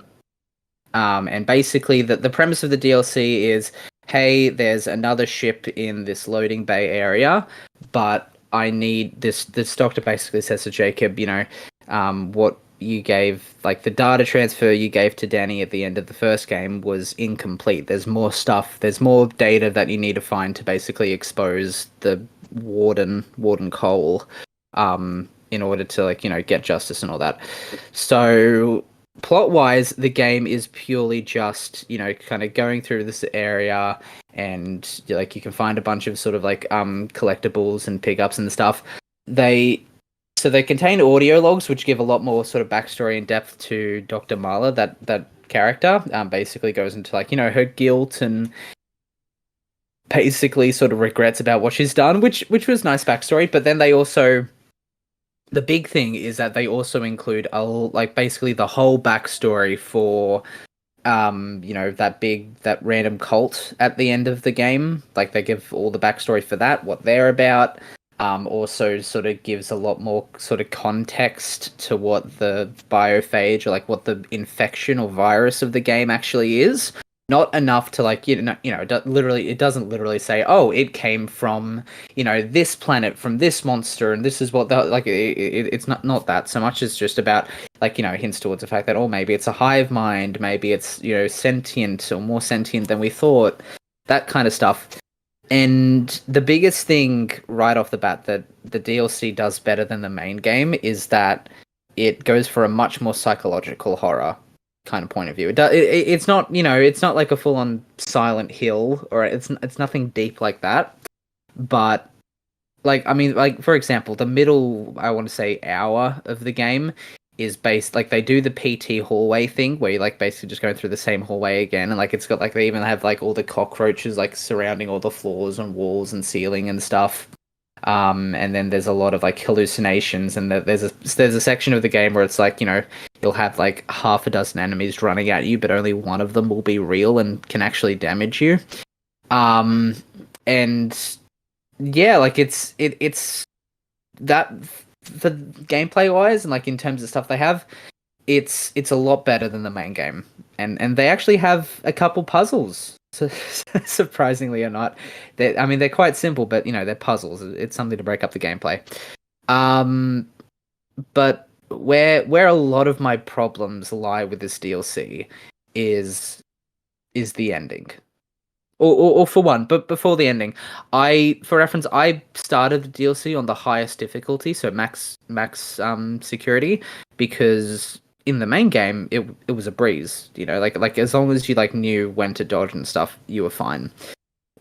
For some reason though, there are like two specific areas in this DLC that just are massive difficulty spikes. Like do you remember how in the base game you had those like those kind of licker looking enemies that could like turn invisible and camouflage, and they sort of like jumped at you and could crawl on walls and ceilings? So there's a room you enter where like the objective is kill all enemies. Yeah. But for some reason in this room, all those enemies insta-kill you. There's no like they instantly kill you. So what's this, Evil Within?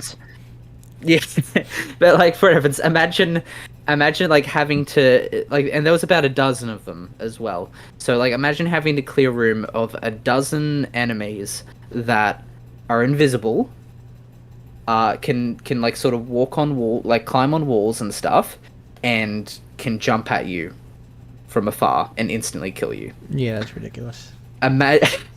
I probably spent about half an hour in that room, and the only way I beat it was just huddling in a corner and just waiting for them to come around. Like that's the only way I could feasibly beat it. It felt so cheap. I hated it. Was there something? Was there something you were supposed to do, or like did they just? It's literally just like kill all enemies, and I killed them all, and then it's like, okay, cool, you can proceed now. And I'm just like, and the final boss was such. I mean, maybe it's just because I didn't have enough resources going into it, which fair, but was just such a difficulty spike again, where it's like it'd just like there'd be moments where it'd stun lock you and just drain you of so much health. It like I probably spent like, because the DLC by itself usually runs no more than I want to say maybe 3 hours if you're trying to like explore and get everything. The DLC for me probably took about 4 hours, purely because the last hour for me was just spent on that final boss. Yeah. And I was stubborn because I didn't want, like, even though there weren't any trophies for it, I was stubborn and didn't want to lower the difficulty, but it got to a point where like, this is ridiculous. I just have to lower the difficulty. Yeah. And I did, and I beat it first try. And it's just like for context though, it's easily mechanically the best boss in the game, because like, you know, like it's melee focused. Like it's kind of like the two-head boss, like that really annoying one that they repeated a bunch. It's kind of like that, yeah. But you can actually melee it, and there's like a melee phase, there's a ranged phase, there's like stuff around the rooms. Like mechanically it's good. It's just the fact that it's just does too much damage and takes up. It's like a damage sponge on medium maximum difficulty. I've no idea how. Yeah, because they really love that two-headed boss, because we fought him, like, made you fight it like 7 times or something. Well, because in the game they tease it. In the DLC, sorry, they tease it. Like one of them literally like walks across Yeah. hallway in front of you. So like, I'm Yeah. like, oh shit, we're gonna have to fight one of those again, and then it just never appears. Yeah. So, But in terms of like the DLC though, yeah. is like people are mad because it's the last one, and then it's just kind of like, and then it's that's it. so the reason I'm personally upset by it as well, because I like the main game. I really do. Like it's got its flaws for sure. Yeah, I thought it was but solid. I really like it. Yeah. Yeah, like I'm even like going through it a couple. Like I've even gone through it, a couple more times now, just trying to get all the trophies for some godforsaken reason, and I'm having fun with it. Like it's janky and it's a bit unfair at times, but it's good. Yeah. The DLC though is like it's one of those DLCs where, because like you get the final cutscene, and so basically this escape ship that Jacob finds, it's his ship from the start of the main game, and he's like, how is this possible? Like, how is my ship repaired and all that? And then all of a sudden it's like, okay, he sort of takes off, and it's like you just have this like kind of like zooming in shot of his face while he's like kind of like sort of like flying off, and it's like a big light, and then all of a sudden it flashes and it reveals that he's been dead the whole time. Yeah. And that the DLC was all a dream. Yeah. And like I mean, I totally expected Jacob to die in some form. Yeah. That wasn't in contention, but the fact that it was an all in the head. Oh my god! Game it's the worst for the DLC ever. that wraps up that wraps up the story, because like, I mean, like it's wraps up the trope. I assume, yeah, I assumed it. I assumed it like even like literally like the weekend the game came out. Like I said, it's like I'm betting that they're going to wait to see the reception to the main game to decide whether they want to have the DLC wrap up the entire story, or if they want to have it set up future stuff. Yeah. This DLC like it's a closed book. Like they don't touch on Danny, so it's like if they wanted to, they could make a sequel with her character, but Jacob's story is done. Are they? It's definitive. They closed the book on that. Are they going to do anything more with this franchise, or is it pretty much? I think like because like they or at least Crafton or whoever the publisher was, like they had sales expectations of like 5 million, and I think it didn't do well. I think they've like I think they like had to lower it to like 2 million or something, and like they only just recently said that they reached that goal, or they reached like some goal. Which, and like I also saw something about how it lost them like a bunch of money as is. So, I mean, doubt it. It had so much hype, and it had the Sony funding and everything. So it was like, yeah, exactly. Like I really do still want to see a sequel to this, just because I feel like if like honestly, if they just gave it the combat of like The Last of Us Part 2 or something, or even just the gameplay of that, I think it'd be perfect. Yeah, we said it, like it has a foundation and it just needs to be improved upon. Yeah, but yeah, 100%. But they're probably not going to. I would guess that they're probably gonna move on, because which sucks. But like I definitely feel like they're just gonna move on from it. Because at least like Days Gone, like a lot of people didn't like it, but it sold like massively well. Like that, like even though people were kind of lukewarm on it, that you can say like, oh, the sequel can improve on this, and this. And it sold like 10 million. So it's like, okay, a sequel can happen, but this game is like people didn't really dig it. No. And it didn't sell well, so it's kind of like you kind of just move on, I guess. If you're I mean even like from the word go, pretty much like as soon as the previews came out, and a common, I guess, thought at that time was the fact that the controls are kind of a bit janky, or they take some getting used to, and there are a lot of rooms where like I died in, and like I had to memorize like certain enemy patterns, and like plan a route through it. I was instantly in the mindset of, oh, this is going to be another Evil Within. And it was like it literally was. It's the same idea of you have a horror icon who did one franchise returning to do like a spiritual successor or something to it. It's borrowing a lot of the same ideas, but then like it comes out and fans are like, what is this crap? Like I wasn't at all surprised by the fan reaction to it. I mean, I was a bit more surprised at the fact that it scored so low from critics. Yeah. I mean now that I've played it, not really, but yeah. I mean, Yeah. I like cinematic linear games. Like Dead Space is linear too. Not as linear Yeah. as this one, but still linear. And No. but like just the combat was just a mistake. I never agreed with like the idea of just doing melee only. Like, and it has guns, but it's not. Yeah, I It's mean, not like it should have been. It should have just did guns like Dead Space. Like even if it's a rip off of that, like you could say, oh, but I think it would have been better received if it was more gun heavy than melee heavy. Because people didn't like the camera and the fighting. Yeah, for the that's a big most. problem. I mean, like I don't have a problem with the melee I don't have a problem with the melee combat idea. Yeah. It's just the fact that it never evolves beyond like the type of like the melee combat and the type of enemies you're fighting from hour 1 doesn't change from the melee combat you're doing in like hour 6 or 7. Yeah.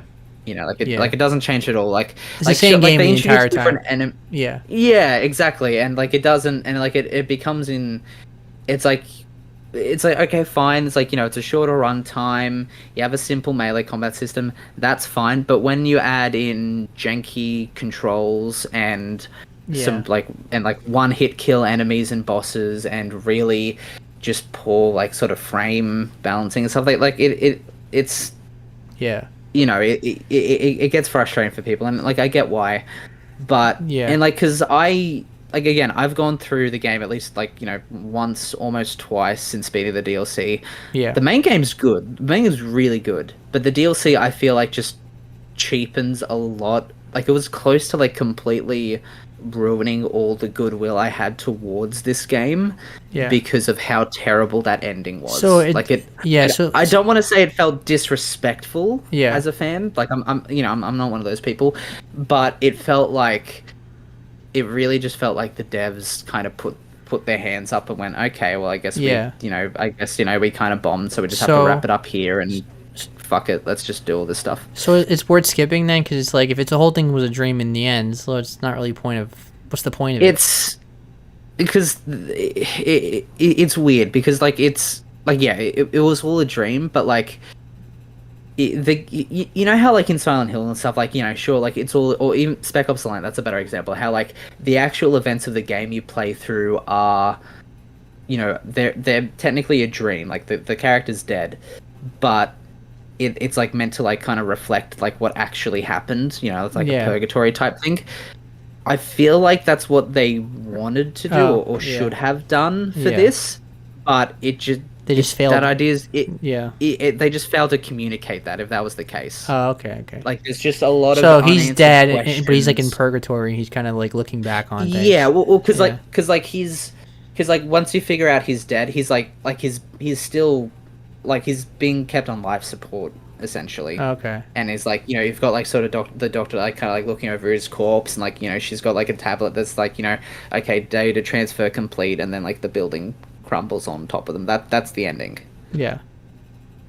So it's like I wouldn't say it's not for nothing. Yeah. Because like technically you could argue it's like, okay, well, you know, like she got the rest of her data out and she was able to transfer it to expose the ward and all that stuff. Like it wasn't for nothing. Yeah. But I just wish that the actual content of the DLC like mattered more in the sense of Jacob's character, because like at the very end of the game, like they had like at the very last second they're like, oh, Jacob has some character development now, he feels guilty, all this stuff.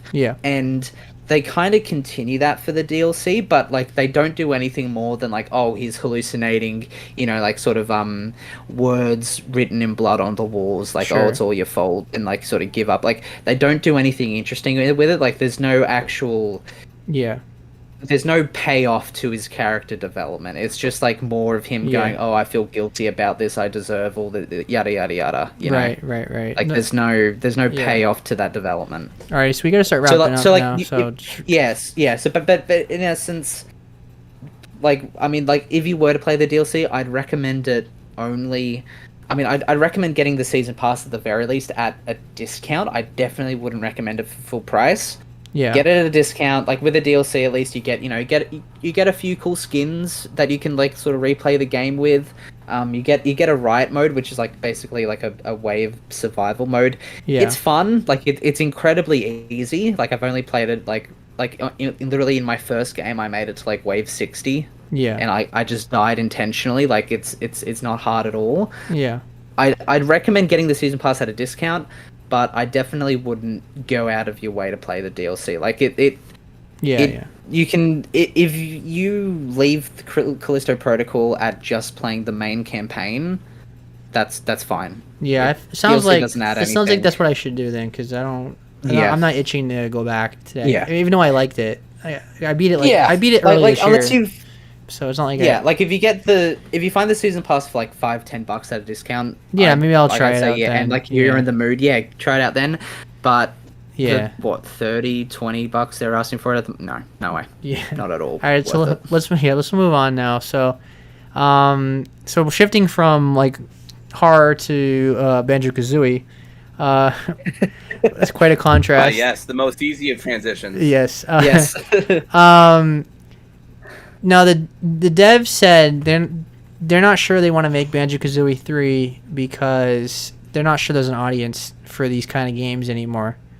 And I was curious what you guys think. I don't. This doesn't have to be a long topic, but I'm curious what you guys think about that. Like, do you think there's still a space for 3D platformers with like animal-like characters in collectathons and stuff like that? I think if it's a niche, maybe not AA, but like kind of lower budget AAA game, sure. Yeah.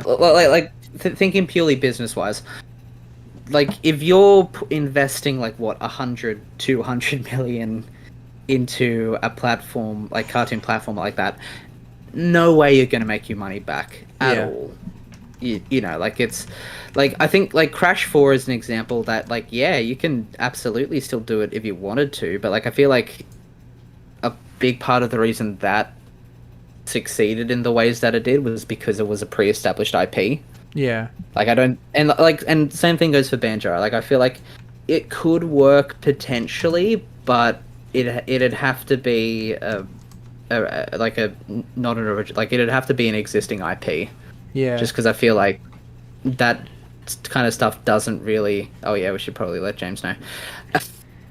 I think though, the funny thing is Yeah. the funny thing about Banjo-Kazooie, the irony is that people hated Nuts and Bolts, the third one, because there was a lot of vehicle focus, like customizing things now and all that. And then Tears of the Kingdom's doing that, and everybody loves it. Yeah. So it's, I was curious. honestly Yeah. I just spent all this year kind of like assuming that Banjo-Kazooie that had like like that was a massive series that had like 3, 4, 5 games or something, but then it's like no, it's the 2, isn't it? And then like a spin-off. Yeah, there's Yeah, two. I mean, there's I Banjo and wanna say- Banjo-Tooie, and then Nuts and Bolts is like the third one, but it's not made. That's right, But that's it's right. made by like not the same team. different I guess. dev. I mean, I think it's Rare, but it's not the same. It was under Oh. Xbox. It's when Xbox Yeah, owned okay. Rare by that point. That's right, because I think it was like what Xbox or someone wanted Yeah. a certain game out of them. Yes. Yeah, it was just like okay, I guess we'll Yeah, do it. I found it boring personally. Yeah. No, I don't think I mean, you go ahead, sir.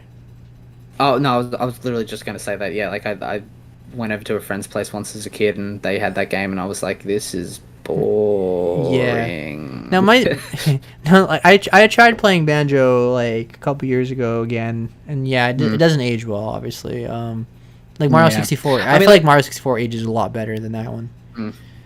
I mean, I played Jack and Daxter like the first game like just a few months ago, and I platinumed it. It's like I had a blast with it. Like like Yeah, it's classic. got a bit of like the like PS2 jank, but it's like I loved it. It was like addicting. It was like a great collectathon. Yep. Like I definitely wouldn't be opposed to.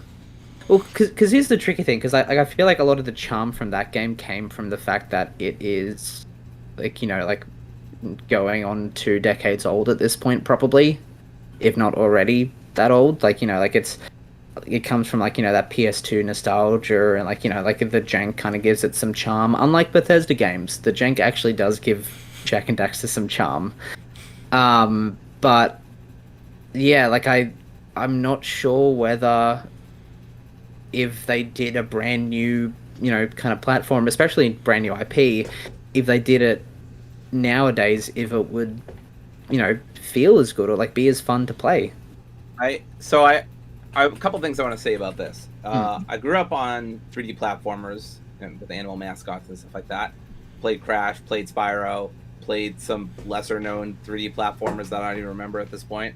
I think bottom line, yes, there is absolutely an audience for this game still. Is there a big enough audience that it justifies continuing making these at the level that they used to make them in the 90s? No. It's just not the case. Mascots are not really there anymore. I know PlayStation and Sony are trying to bring back mascots back, and they've somewhat succeeded, but they haven't done that by making them mascot platformers. They've done them by just saying, God of War is our mascot, and Aloy's our mascot. It's like it's not the same. It's not the same. Yeah. Right? Well, Astrobot. I mean, like they even tried to make Yeah. they even tried to make the Returnal lady, like for at least a little bit. I feel like one of those mascots, which is like. that's With all not that said, I will say with all that said that if you look back at the just out and out obvious like nostalgia cash grabs, right? And I'm not saying this like that means inherently they're bad or whatever. Yeah. But you had the Spyro Reignited trilogy, which sold pretty well. You have the Crash trilogy, which sold pretty well, and then Crash 4 came out, which also sold decently. I don't think it sold out as well as the other one. And then and then you also have you have the Nintendo Switch saying that Penny's Big Breakaway or whatever is coming out soon. Like there is like a market for it, but I think similar. Maybe I'll diverge a little bit from what Mitch said, but like similar to what Mitch said. I don't think at like the high cost AAA level. I think maybe a AA indie level there is. Like when Ukulele came out, especially I was gonna say Ukulele. Yeah, that was successful. The first one wasn't as successful. Yeah. But the second one where they did more of like a Donkey Kong Country style, the Impossible Lair, that's what it was called. That was really fun for a lot of people. And got a lot of positive attention. Yeah. So I don't know. I don't. Like I think you can still do Banjo-Kazooie 3. I don't think you could do it as well as you could do it in the 90s, but that doesn't mean there's no audience for it. I would play it. I would buy it. I would love it. And it's absolutely... It'd be on Game Pass anyway. Right. It'd be on Game Pass. So why wouldn't people want it? So I definitely think there's an audience for it too.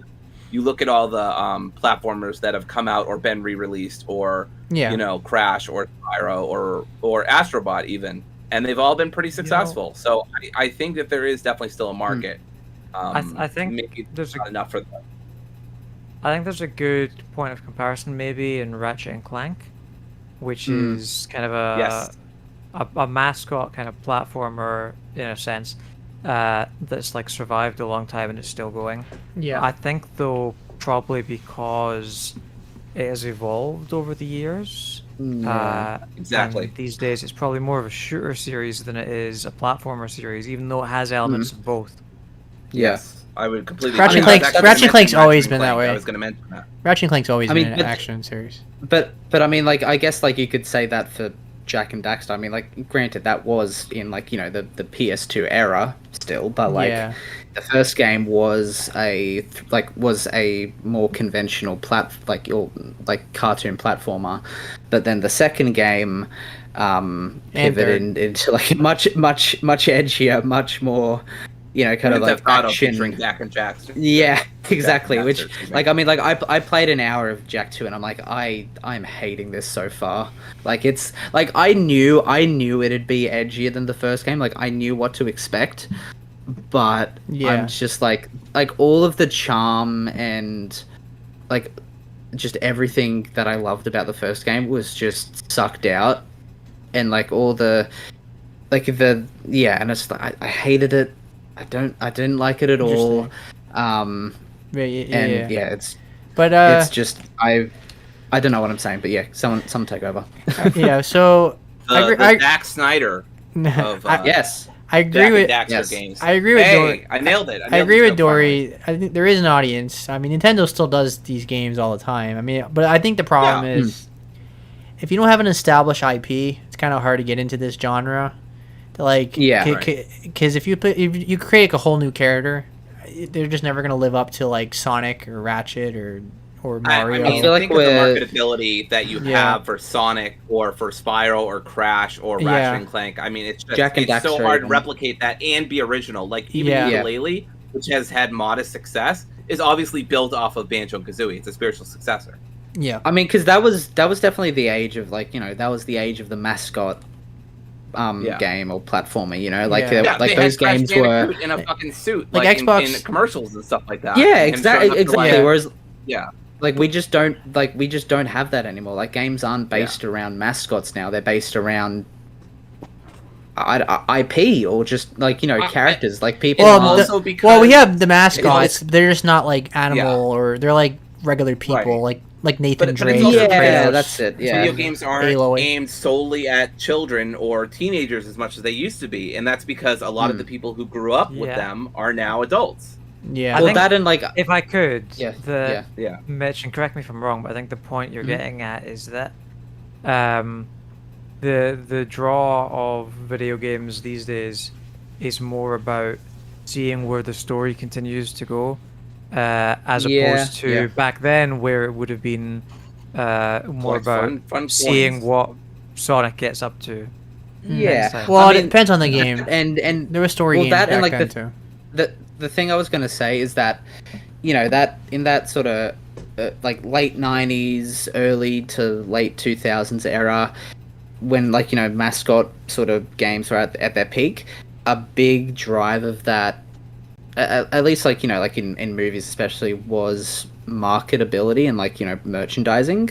Yeah. Whereas now we exist in like a post MCU world where it's not really about the merchandising and the toys and the like all the figures and stuff nowadays. It's more about sort of big connected worlds or stories that tell a continuous story that evolves throughout different products that keeps people coming back in. Yeah. People don't really, it's not about sort of like marketing purely just for toys and to children nowadays. It's like people, especially now that a large part of that media consuming market has grown older, it is about just trying to entice them to come back for the next one, Yeah. like with each new game and stuff. I think the problem too Or is movie. a lot of the IP, like a lot of the platforming IPs, kind of just fell off. That like the sequels just didn't live up to the originals, and they just slowly faded away. I mean, like Crash, I mean, Activision for ruined Crash every- and Spyro. Yeah. Like all those games kind of just faded away. They never lived up to the for every first Spyro three. and Crash and Sonic, there's like 10 Gex. Sorry, Seb. There's like 10 Gex, No, you know? you shut your mouth. Gex is a masterpiece. We need a remake. There's Who does there's not like a James Bond there's also- gecko that like says 90s pop culture references? I thought you were That's right. going to say 9/11. No, this is not a No, Kojima game. that's This is Kojima. that's a That's Kojima Kojima. game. Oh, of course. Yeah. Could you imagine the next Kojima game is Gex? 9/11. Hell. Just Gex. You should do it. And like one of the She biggest would do games I something like played that, when I was- too. It was Proc Legend of the Gobos, and like if Yeah. you go back to That's look on at that PS game Plus. now, oh my god, the game Yeah. is garbage. It's Is so that the one with bad. like the caveman or like the Yeah. kid that looks like a caveman with the Yeah. painting? Yeah, Jesus. No, that's a different one. That's like the Oh, okay. Juju one. No, but That really, was for the GameCube. Choo choo. I know what he's It talking is about. Yeah, Juju, yeah. wasn't it? No, that's Toomba. Was it Toomba? What was that one? Wasn't it? It was like a little Maybe? caveman. It was a little caveman. no, it's cave. Tak and the Power of Juju. That's what I'm That's thinking it. of. I'm Yeah, sorry. that one. Yeah, but there's another one too. I think it was like Toomba something. And Croc. Yes, I and played Croc, that game too. and That was Croc. on like N64 or something. Gex Yeah. and Croc, and yeah, there was a bunch of them. But I think everybody was just trying to capitalize on the Mario and Sonic success in the '90s, and those characters are they're still iconic, but those characters are like beyond like any character. Like those are the most iconic characters. Period. Right. So- Goomba. That's right. I remember this. Yeah. So For the I think there's an audience. I would like if Rare did this game, but obviously they're focused on Everwild. But there's no reason why Xbox can't do another Conquer game or Banjo. There's an audience for it. It's not gonna be like a massive seller, and it's gonna be on Game Pass anyway. But it's not. But I mean, there's no reason why you can't. It adds to your portfolio. It adds to your platform. Like not every game needs to be God of War. You need to have the double A and the nice platformers in between the big releases. You can't just do Spider-Man, Horizon, God of War. It's got to be something think in the middle, like early- like Stray. The early. It's not a PlayStation game, but like it was a big factor. Like people were like really digging it in that July when it came out. I think the early years of last gen had a really, really good balance. Yeah. Of like your more action adventure shooter games with like kind of like your light-hearted platformers. Like I think Xbox especially had like a really diverse catalog of, you know, sort of first party exclusives. Like you had your, you know, like your Gears of Wars, your Halos, even your Quantum Breaks, and then you had like I think Recore it was called. Oh, you're talking about okay, Xbox One. Yeah. Oh yeah, Xbox. I was thinking 360. I was like Viva, you know, the pinata. I mean, game. Yeah. 360, even more so. But like, I feel like that's just something that, you know, after it's just after the success of like all of Sony's first party games like The Last of Us and then God of War and then Spider-Man, all of their games have kind of tilted to be more of the same. Like, I mean, obviously they all have their differences, but like all of them are cinematic, you know, and giant, very like cinematic, semi to full open world in some sort of or another. There's a bunch of collectibles. You've got like some got a bunch of upgrades and stuff. Like Returnal is by far the biggest tilt Sony have done for a first party title in a long while, and that didn't really get off the ground too much. Well, now they're doing service games now, so I hope better or worse. So yeah. No, but no. I think in terms of go ahead. Sorry. In terms of Xbox, right, and Banjo-Kazooie. I think even without Banjo-Kazooie, like you can't argue that Xbox doesn't have a varied portfolio. Like, it certainly does. They do. The problem is they're just not clicking like review wise. Like they have a nice portfolio, but then the game gets like a 70 or 69 on Metacritic, and just doesn't. Nice. Or it's too obscure. It's too obscure. Like, yeah. And I mean, like, are we talking like sort of genuine first party exclusive, or are we just talking about games that they've bought out to go on Game Pass? I mean, genuine first party exclusives. Even like, I mean, you look at like Obsidian did Grounded, did Pentiment, did Sea of Thieves. Outer Worlds. It's rare to Sea of Thieves. Yeah. Sea of Thieves. I mean, like State of Decay. Sure. You know, like you got all these different genres. I think the problem though is a lot of those games that you mentioned are like service games and meant to be played for a long time, and people get sick of those games after a while, and it's like it has its audience, but like people they don't say it openly on Twitter, I guess, but they prefer the nice 30-hour single player experience, and then they want to move on to the definitely, but you're right. If we're talking about diversity. If we're talking about having balance and variation and stuff. Yeah, Microsoft. I mean, they own like 30 studios now. They're gonna have so much diversity in their lineup, and Sony's trying to get out of the cinematic. They're gonna still have it, but they're trying with the service game. So hopefully, one of them pans out. I think one of them will pan out. That's all they need is one to be a success. Probably Marathon, but even Marathon's going to Xbox as well. So. Yeah. Well, even then, like Marathon's that's like the extraction shooter, which is like a very, like I'll say kind of niche genre at the moment. Like I mean, like sure, you've got your COD DMZs and your Escape from Tarkov, sure, but it's like, I feel like, I mean, at least personally, like I kind of view them similarly to battle royales, where it's like kind of like unless the active unless game to game there's like something interesting that keeps me coming back and the gameplay is genuinely fun. I don't find the idea of spending 3 to 5 minutes queuing up and eventually loading into a map only to get killed out of nowhere quite unfairly. I don't see that appealing at all. I like that was me at Battlefield. It kind there's of more is, to it than that though. Yeah, there is. It's not my kind of game. Sister genre to Battle Royale. Yeah. But I think the reason that it hasn't hit it big yet is because it just doesn't have a big presence on console. So I think if Marathon ends up being good, sure, that could change it. Yeah. I mean, like some of the some details that have come out from like playtests and stuff with Marathon have like mentioned things like obviously like how you have the background upgrades and like sort of systems that that you like can carry over between games, and like a biggest thing is that like apparently like loading, like going from menu to a match is maybe not near instantaneous, but like incredibly quick. All right, so I want to start wrapping this one up because we got we last topic. This one doesn't have to be long. The last topic. We don't have to have a whole huge reflection on Summer Game Fest. I just wanted to like how do you feel after Summer Game Fest? Do you feel like you still miss E3, or do you feel like are you happy with what you're getting now? Like it's been like what 3 years or 4 years since Summer Game Fest is like. I'm whelmed. I'm like whelmed. I don't know. I wasn't like super impressed by Summer Games Fest, but I don't feel like there's definitely games I'm interested in and I want to play. And there were a couple of moments here and there where I was really excited or happy.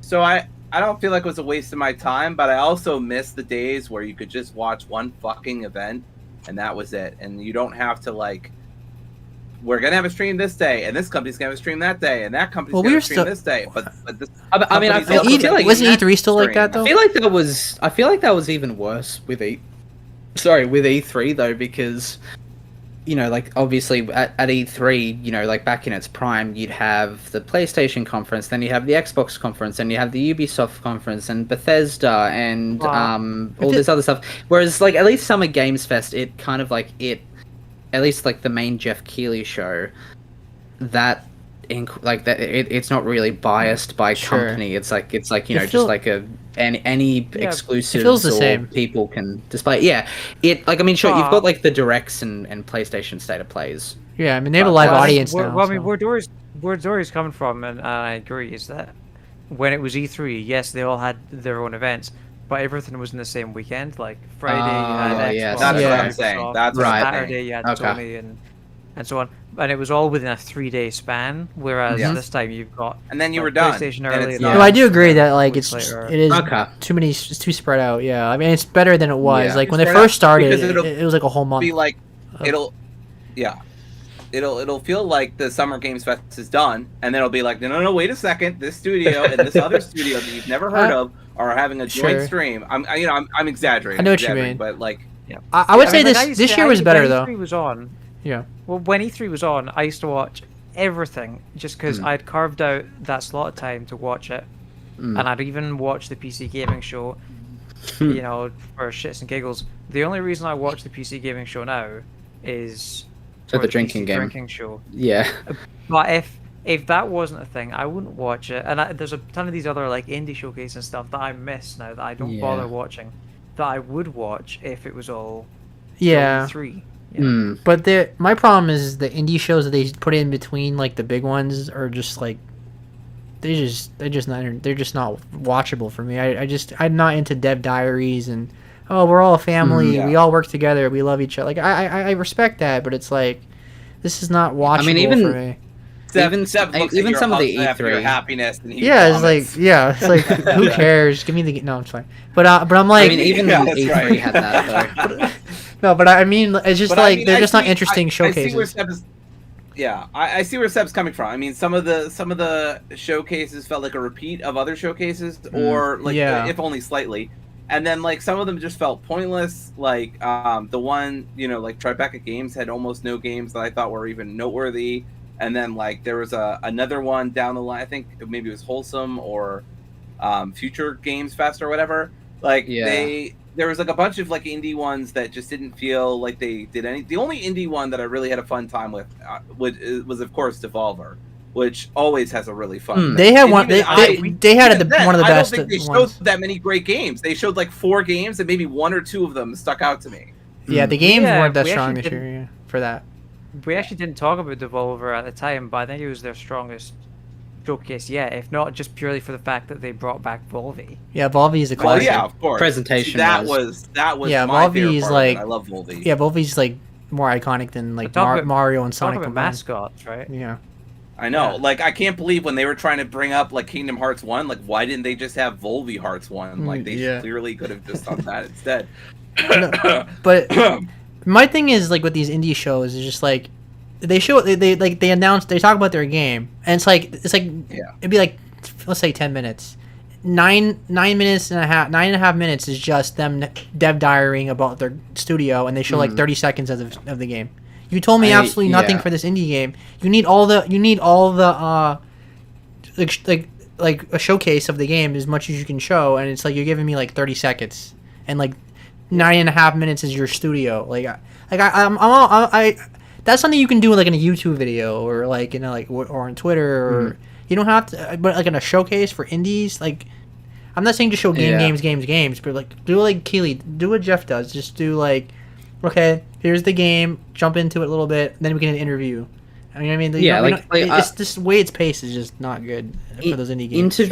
Interviews about the game, like yeah, sure, why not? But like I get it. Like I want to appreciate devs and like what they're doing. Like that's not in contention, but I don't want it to come at expense of like there's times and places to do it, and the place not to do it is when you have a big showcase that with limited time that is showing games. It's like it's like I'd rather just be watching or learning about a new game. I don't want to like I'm sorry, but I don't really like I don't want to know everyone's backstory. Right. That's I think the one thing I missed. I think E3 mostly sucked, even though I would look forward to it every year. It was like it's weird because it's like it always sucks, but I'm always looking forward to it. But it's like the thing I missed though, especially with PlayStation, is I missed the live orchestra and like the whole hype of that. Like I generally don't mind the state of plays like in terms of that kind of like but for PlayStation though. Like that, like it just doesn't have the same like appeal to it. It's kind of very sanitized now. It's too corporate. I mean, PlayStation as a whole is very corporate now. They don't have PlayStation Experience anymore.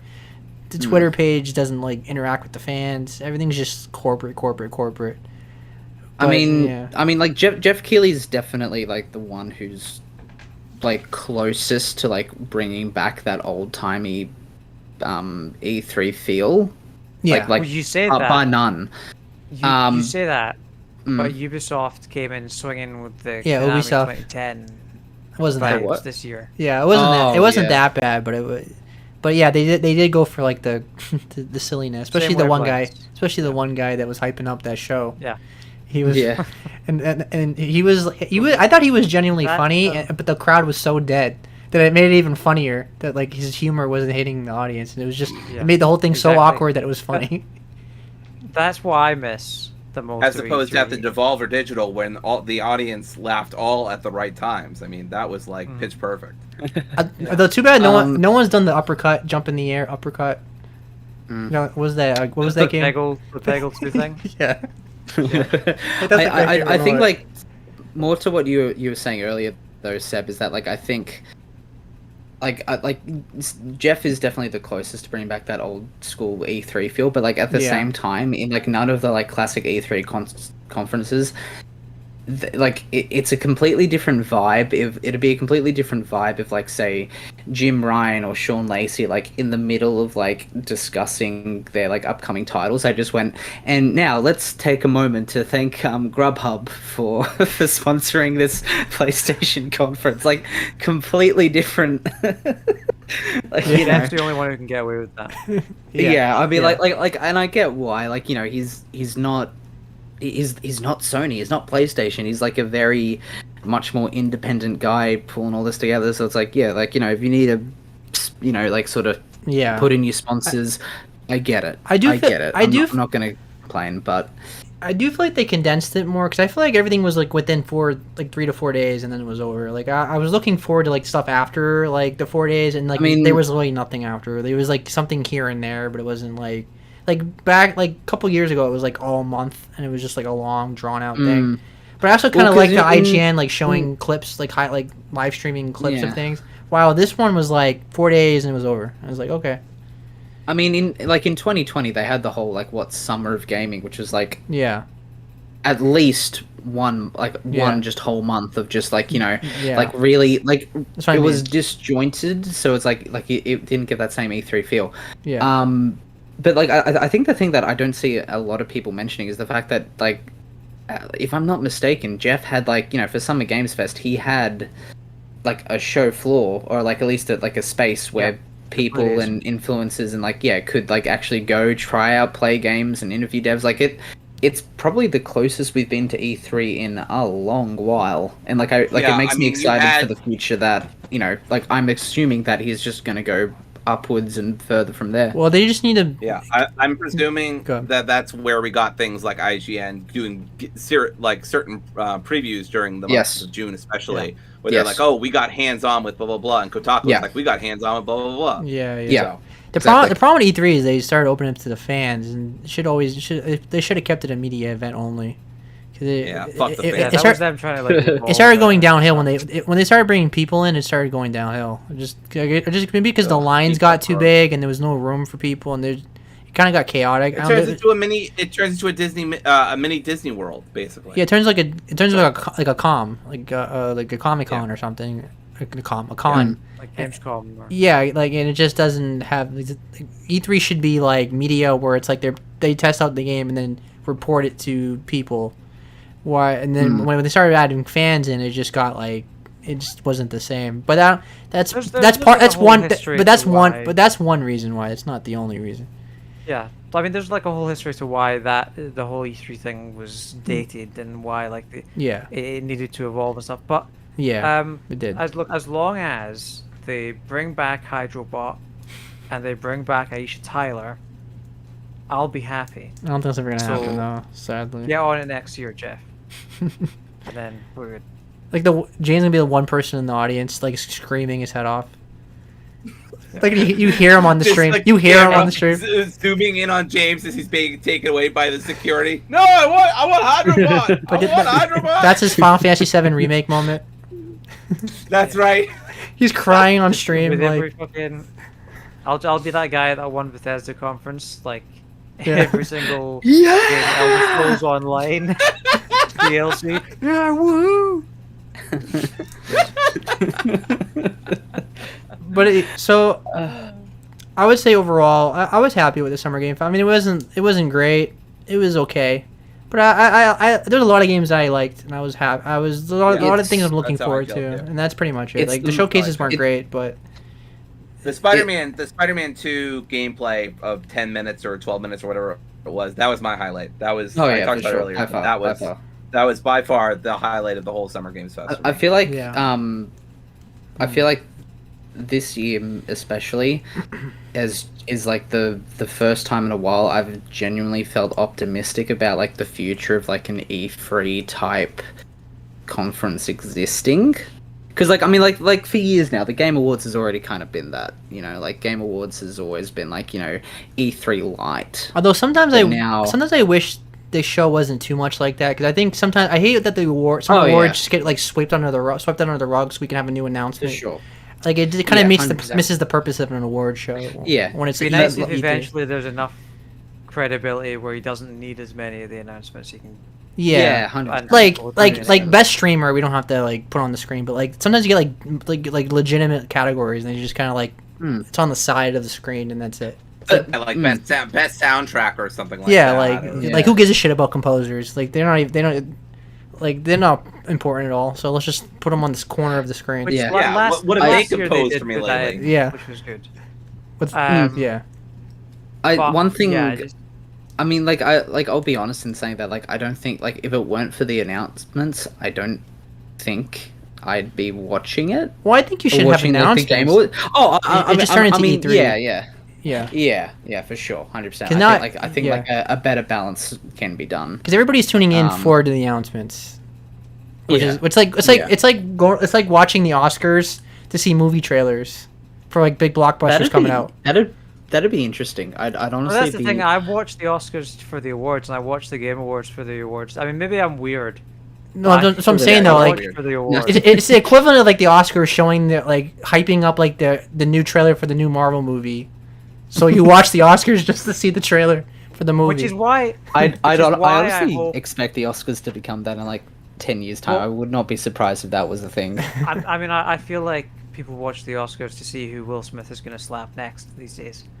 But yeah, I think I hope it goes the other way in that like the Game Awards eventually reach a level of prestige similar to the Oscars where people will tune in no matter what and they can focus more on the awards.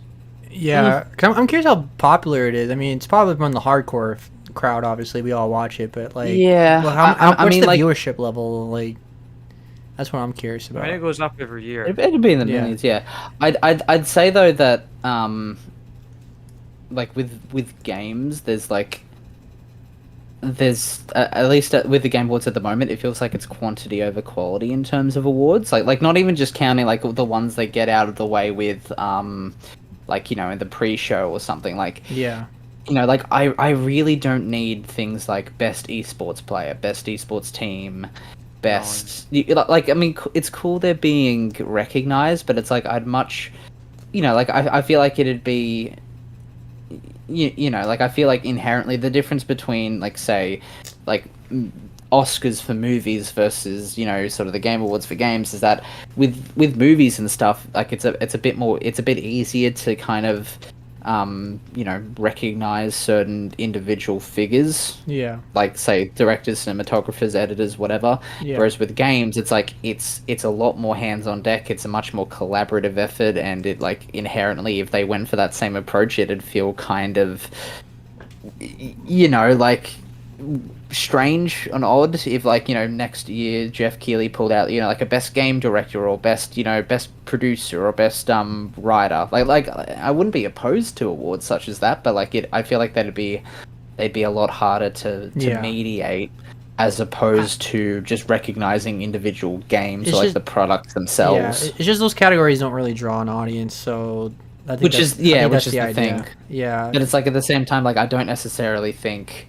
I mean, like at least the vast majority of people don't care for best esport team, best player. Yeah, but best but people influencer. don't. But how many video game producers do you know, off the top of your head? Oh yeah, like yeah, exactly. Like we know Like, it's- directors, but only the directors that are like household names. Like we know Kojima and like Cory Barlog or something, but we don't know or Neil Druckmann, but we don't For know. sure, we for don't know sure. like most directors of games. which is kind of my point is that I think, I mean like yeah, like in terms of like prestige and just wide recognizability, I'd love for the Game Awards to become something similar to the Oscars, Sure. but I just think inherently, at least in terms of vibe, I feel like the Game Awards, and like unless you like does something different, I feel like the Game Awards may have reached its peak.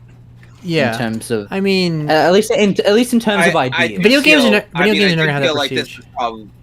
I do probably feel like it's getting slightly better, and the pacing is getting slightly better. I Yeah. still Oh, need for sure. it to be shorter.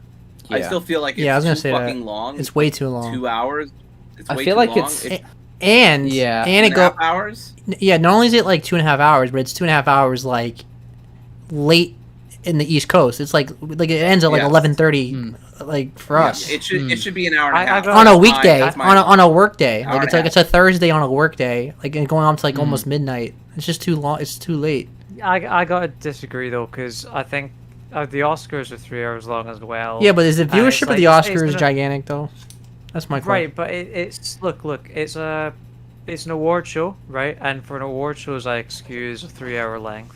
And I think if you were to cut the Game Awards down, it would be a matter of cutting out. You'd be getting really into. The first thing to go would be awards, which is the sad fact. No, I mean he Like, does if like you've ever listened to skits the show- and interviews and things like that, so it makes it feel like more like an E3. He can cut Yeah, all that stuff exactly. out, I think. So I I think think you could comfortably get the Game Awards down to 2 hours, and it would be just fine. yeah, I mean, I would prefer an hour and a half.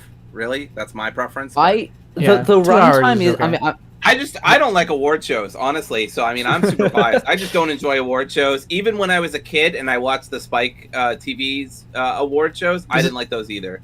yeah, I find them boring It's the same- and really it's pompous. the same. Honestly, so I Yeah. think, I think for me, I mean, maybe it's just because like I don't have to really worry about like the late night thing. I think for me the issue is that not so much the length, but I feel like it's just the expectations that are set, and it's the fact that more often than not, the Game Awards, at least like announcement wise, always go out on a whimper. Like what I think like 2021 we ended with a Fast and Furious tie-in game. well, wait, but Like- didn't that go on to be critically acclaimed and commercially successful? I mean, I don't understand. that was no look that was the Crossroads, same that's year it. that that they did. That was the same year God. Vin Diesel presented Game of the Year. Well, yeah, which because he was presenting the Yeah, thankfully, last year they didn't do that, and the year Yes. before. In the past couple of years, they've had it so that the previous winner of Yeah. Game of the Year That's has right. presented. Yeah. Which is good. Which is nice. But again, that brings me to like you get nice moments Yeah. with like Joseph Fares winning, like going up on stage and getting his It Takes Two. That was such a nice moment. Sure. Oh, Years yeah. ago. Yeah. It And just you get stuff like it that, just which be- is great. Yeah, we don't have to like make it like cut a whole hour. Just I think It 2 was- hours. I think I 2 think- hours look, is a good Yeah. number for it. I said that they could. The first thing to go would be the awards if they were to cut the length. But I actually just remembered that's not true. The first thing to go would be Christopher Judge and his speech. Yeah, Uh, that was The funny. first And that thing was to kinda go would be the half the length. pre-show, which I'm fine with. Just get rid of the Yeah, pre-show and just have and the they had regular show, poor- and then cut out some of the skits. You got an hour and a half. They had poor like 90-year-old That's Al correct. Pacino standing on stage for like 9 minutes Oh waiting god, for him don't to finish. remind me. Don't every remind year, God. every Why did- single year. why did a they- cel- Look, Why did they every pull him single in year, there? a Hollywood celebrity comes on stage and Yes. says, "I don't play video games, but my kids do." They always say that every single time. I'm Because the thing about the video I games, just have no clue how like we've had so many celebrities like coming Sure. to these shows, and we haven't had Jack Black on for one. Like, especially how is that especially when he was with in the Mario Mario. movie. Especially when he was Yeah, in Mario. Yeah, yeah. exactly. What the Well, fuck? even This is even the perfect before then, like opportunity. he had his YouTube channel. He's been known to. Well, don't be shocked if playing he's this games year for in the Bowser years. costume. Don't be shocked if you see him Yeah, I this mean, year. no, he actually I- already. he no, better already be. did that. He did that at the Game Awards concert that they did, the 10-year anniversary. They might do it concert. He was again. on stage. Oh right. Oh, I mean, yeah, But bring him on I again. think that counts. Okay, True, Well, but like but- for the big proper I, game awards. I think with video I'd love games, to see I him think there. video games still like even video games are fastest growing industry, and it's still like it's huge, but it still has that stigma of like Yeah. dude bros and it's not as prestige as movies. It's like if you say I'm a gamer, people have like an idea of you. Why like when you say I watch I movies, feel no like- one questions. I feel that. like It just I mean, still has that maybe stigma, it's- even though it's as big as ever. I still think like the Oscars doesn't respect that. Like it's like a prestigious like if the best directors in the world all like look down on that shit. Like they'll all like you play Call of Duty, like you know what I mean. It's not the same. It doesn't have the same feel. I mean, I kind of. I think it has that agree with it, but, reputation. like, I think something I'd say is that, I mean, maybe is that like you mentioned prestigious, but then at the same time, it's like at least from my perspective, I view so much of like the Oscar and like just that whole online debate over it just so incredibly pretentious half the time. I on totally Twitter. agree. I'm just Because- saying. Yeah. but at the same time, it's like it's like you're right in the sense that like I've got just like family members who just like watch the Oscars. Like they don't even keep up, as far as I'm aware, they don't keep up with movies all that much. That's me. as I have the no year idea. goes on, I but have it's no like- idea what any of those movies are. But I'm like, oh wow, I'm happy for them. Yeah, exactly. Like I mean, maybe So- it's because it's like broadcast on national television. Like that Yeah. definitely helps. Although, But I'm not watching it anymore. as yeah, much, like the I Oscars. mean, like, honestly, the Oscars are going to be boring next year anyway because it's all going to go to Barbie and Oppenheimer, so it doesn't really matter. I just Yeah. think like I don't know. It's just I'm just not a movie guy, so it's kind of hard for me to like get into the Oscars just because like I watch shows. Like I'm every time I look for a movie on Yeah. Netflix Yeah. or Apple or whatever, I'm like, oh wow, this show looks awesome. And all of a sudden I'm watching like 5 seasons of like 3 different shows. So it's like I'm just not a Yeah, movie guy I've- as much. I But- mean, I used to be like, definitely like, big in like, well, not big in the film, like sort of like Alright. into like the film bro type of community on Twitter. But as time went on, it just became incredibly, just not fun after a while. Especially whenever a Spider-Man movie would come out. I think Jesus wasn't Christ! film literally in your on was. Twitter for a It while? was, Yeah, and so then- you were a little into film, just a little bit. Oh, a little bit, but then like this, Well- the second, like after a while, I'm just like, yeah, I've had enough. I can't. Yeah, I You're mean, I don't care. insufferable. The thing of me on Twitter is like I'm on Twitter a lot, but like I keep to myself though. Like I usually post on my own Yeah. profile or like my Yeah. people that I talk to a lot. I don't venture Yeah. into like this. I don't comment under other people like big posts. I don't go on Yeah. Jeff Keighley's post and argue with people under there because you go down that road, Yeah. you're gonna hate social media. And I have oh, fun on yeah, Twitter I've because I don't definitely get fallen into down that. rabbit hole.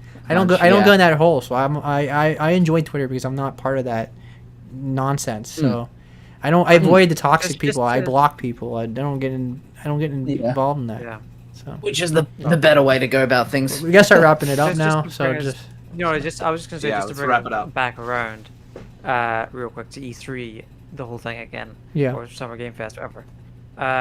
The best moment for me, without a doubt, was the DoorDash ad that Yeah. Jeff Keighley did at the Summer Game Fest Yeah, show. so good. I think we can all agree that was the best moment. Yes.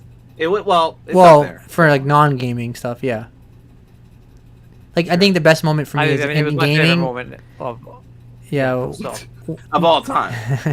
Yeah. The best moment for me was the reveal of the new Star Wars game, like the showcase. I was off the top of my head. I have to like. Isn't like Outlaws? Yeah, the Outlaw, like that. I was very Yeah. impressed with what I saw because that's my favorite genre, and combine Uncharted with Star Wars, and you have a gold mine for me. But I was off the top of my head. It's been like a month, but and we all agree that Capcom had the worst show, and we all agree that Xbox had the best show. Although Literally I the agree, only Xbox- the only trailer I watched from because I didn't watch it live, but the only trailer I actually went back to after and watched from the Capcom show was the Pragmata trailer, Yes. which showed Was it nothing. delayed? that was the best Yeah. delay Yeah. announcement ever, though. Yeah. Sorry. But the gameplay looked cool. Brown. The gameplay still looked cool. The though. gameplay does look awesome. Yeah. I actually think the Xbox showcase was maybe the second best, Oh, okay. and the Capcom was the second worst. Oh, what was the worst? PlayStation. No.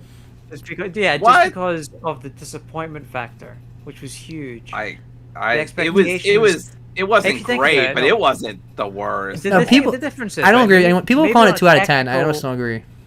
Maybe on like a mechanical like a 6 out of level, 10. Yeah, Capcom like was 5, worse. 6. But the gulf between expectations and reality were infinitesimally I can smaller. I know- can see that. Capcom I than know the what you're. one- I know what Like, you I- mean, but Yeah, But- I mean, like, I don't know think who's in terms playing of like golf anymore. genuine presentation wise, like PlayStation was fine. Like there was nothing wrong with the way they It was- presented it was It's fine. it's purely. I mean, sure, maybe it was a bit over long and a bit over stuff, whatever. But like, I mean, as someone who fucking really wild to didn't me is have that they too didn't have many the- expectations didn't with have the- PlayStation, They didn't have but- the gameplay for Spider-Man on. Didn't they have that Summer Games Fest and not the Sony showcase? Am I The mixing that gameplay- up? No, it was the gameplay last- was Sony. the gameplay was at the Gameplay end of was the showcase. PlayStation. Yeah. Oh, okay, it was. And then okay. I they couldn't just remember. announced the release date and concept They announced the art. release date. I got those mixed up. Okay. Which was So very strange. That was the best part, but Sony, didn't have that. So what was the best one, James? Devolver. Oh, okay. Well, yeah, then that tracks. Well, in terms of Actually in terms of didn't like the fun of it, yeah. In terms of games, though, definitely not. They're Devolver No, is I showcasing. I liked Wizard But with like a gun. how much I enjoyed watching. No, I that did thing. too, but I'm saying like it didn't like normally I'm like wow I'm really digging all these games Devolver showing. This year I was like it's like 1 or 2 that I liked. There was like maybe 1 or 2. Yeah, Baby Steps was cool. yeah, and then But, yeah. the worst show was Capcom because they basically reshowed most of the trailers that we already saw. And it's just like and then they hyped up Exo Primal, which is gonna die in like a week. So it's, I played one game. I of that, can't and I'm just like, believe- I can't. I can't believe how badly they fucking fumbled killing dinosaurs in the future with mecha. Like, 13-year-old me would be freaking the fuck out. The 31-year-old me is like, wow, this looks so fucking boring. I've never wanted to play. Am They made less of my life. weird? Am I weird for like thinking that if this was a single player, like maybe have like an optional co-op thing, but like a single player, more story focused, potentially open world game, this would be so much better, so much more appealing. As soon as you say 5-on-5, race to the finish, kill as many dinosaurs as you can, I immediately feel like, no, I'm not don't care. interested. Yeah, I don't care. I- Where the fuck am I in 2023 gonna find 4 friends who also have the same console me, or maybe it's cross-platform, I don't know, but the same game as me? We're all gonna sit on a fucking couch or online or whatever, and we're gonna fucking stand around and kill goddamn dinosaurs. Like, well, it's you on kidding Game me? Pass at 4 least, friends so maybe in 2023 maybe you in can get this Game Pass. economy. Yeah. This economy?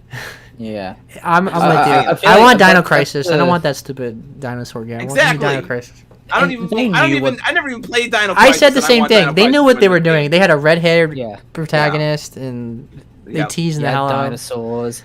Wishlist.com, Dino Crisis bullshit. Yeah, so I wasn't like pissed off. Although I will say Dragon's Dogma 2 looked awesome. So like that was the best thing they It showed. did look very cool. I was very into that. But other than that, like But anyway, I was doing something while it was on, so it was not like I was hyped. But yeah. So yeah, worst show for me, Capcom. Best show, Xbox, obviously. And PlayStation was agree with okay.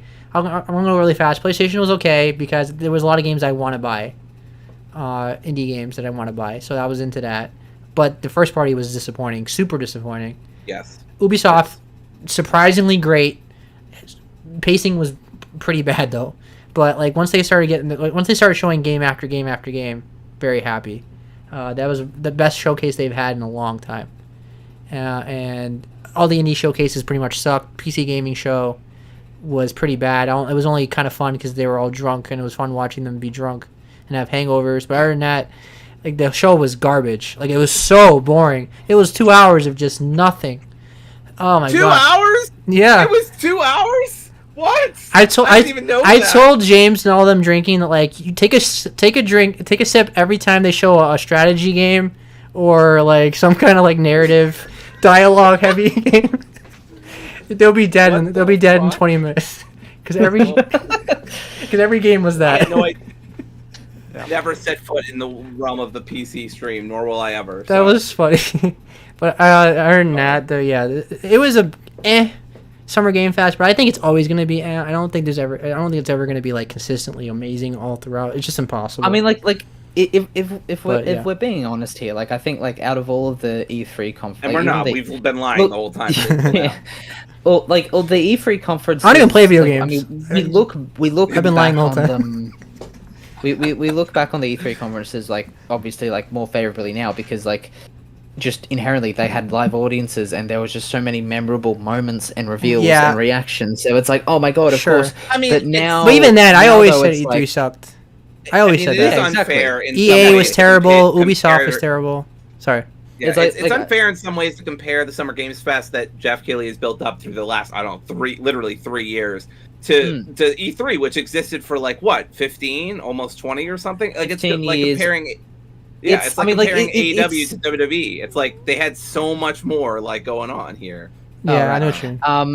I think I mean like it's because like E3 started as just what like a developer showcase or like For something magazines. just like For magazines. yeah like just for like purely industry people Yeah. and devs and then Actually, it it's slowly It's for the people evolved that into, like, it was this for the big- people that still read Games Informer. The people that still read those I kind of think things. it was mostly. I mean, it was a trade show, Or so a it was mostly trade for show, that's it. Retailers and stuff. Yes. Yeah, Just yeah. the Yes. games It's for the they wanted media. to put as a shelf. It was for the media for CinemaCon. it was for the media for like 20 something years, and then they Yeah, decided to make it a con. basically just what CinemaCon is nowadays. Yeah. Kind of. But Well, we can start wrapping it up now. But but yeah, and then E3 evolved into like its big shows and all that it became. I feel like I mean it definitely seems like Jeff and Summer's Games Fest is taking that same trajectory. Like Yeah. I honestly I hope that in 5 to 10 years Summer Games Fest is going to be close to what E3 was at its peak. I hope.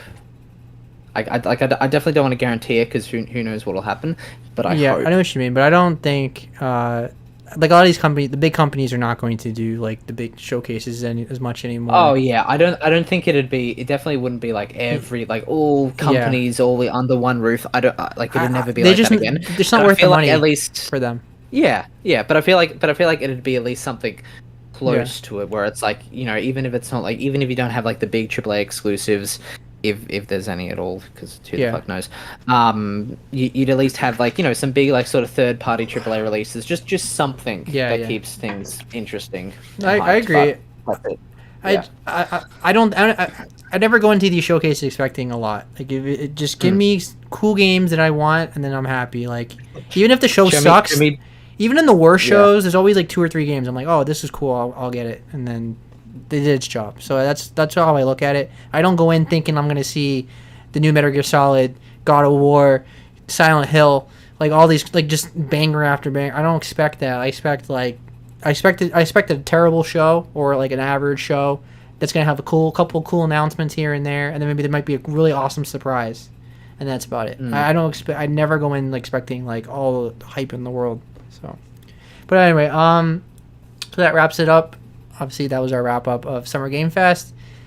Now we're in the time period where there's not a lot of like games coming out. We can kind of like decompress until like all the crazy fall happens. Now we can just play. July is my backlog month. Yeah, it's a backlog month. There's a couple games like I'm gonna get Pikmin, and then that Expanse game from Telltale looks good to me. But other than that, I'll look at that. I'll look at reviews. I already bought Pikmin, so I'm happy for that. It's a nice casual game for me, and to get me towards Baldur's Gate, and that's it. Yeah. So we're not. So we'll see what happens next episode. Maybe we might do more discussion heavy topics where we can just talk about whatever. Maybe we can finally talk about Zack Snyder for an hour. No, I'm just playing. Yeah. I'd honestly. I think we talked about. Because We already hit 2 hours. To you about him much, James. But yeah, I'd be interested to hear your takes, if any. But we'll figure it out. Oh, We'll figure it out. My takes.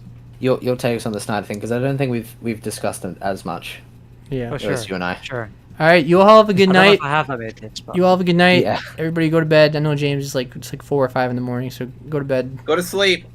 GTS. It's midnight. It's midday for me. So I mean, I It's can go back. midnight. I can go back to sleep. It's a very bright midnight for you. But Yeah. It's an Australian it's- midnight. Everything's upside down. That's it. yeah. Bye, everybody. Bye, guys. Have a good night. Bye. Yep.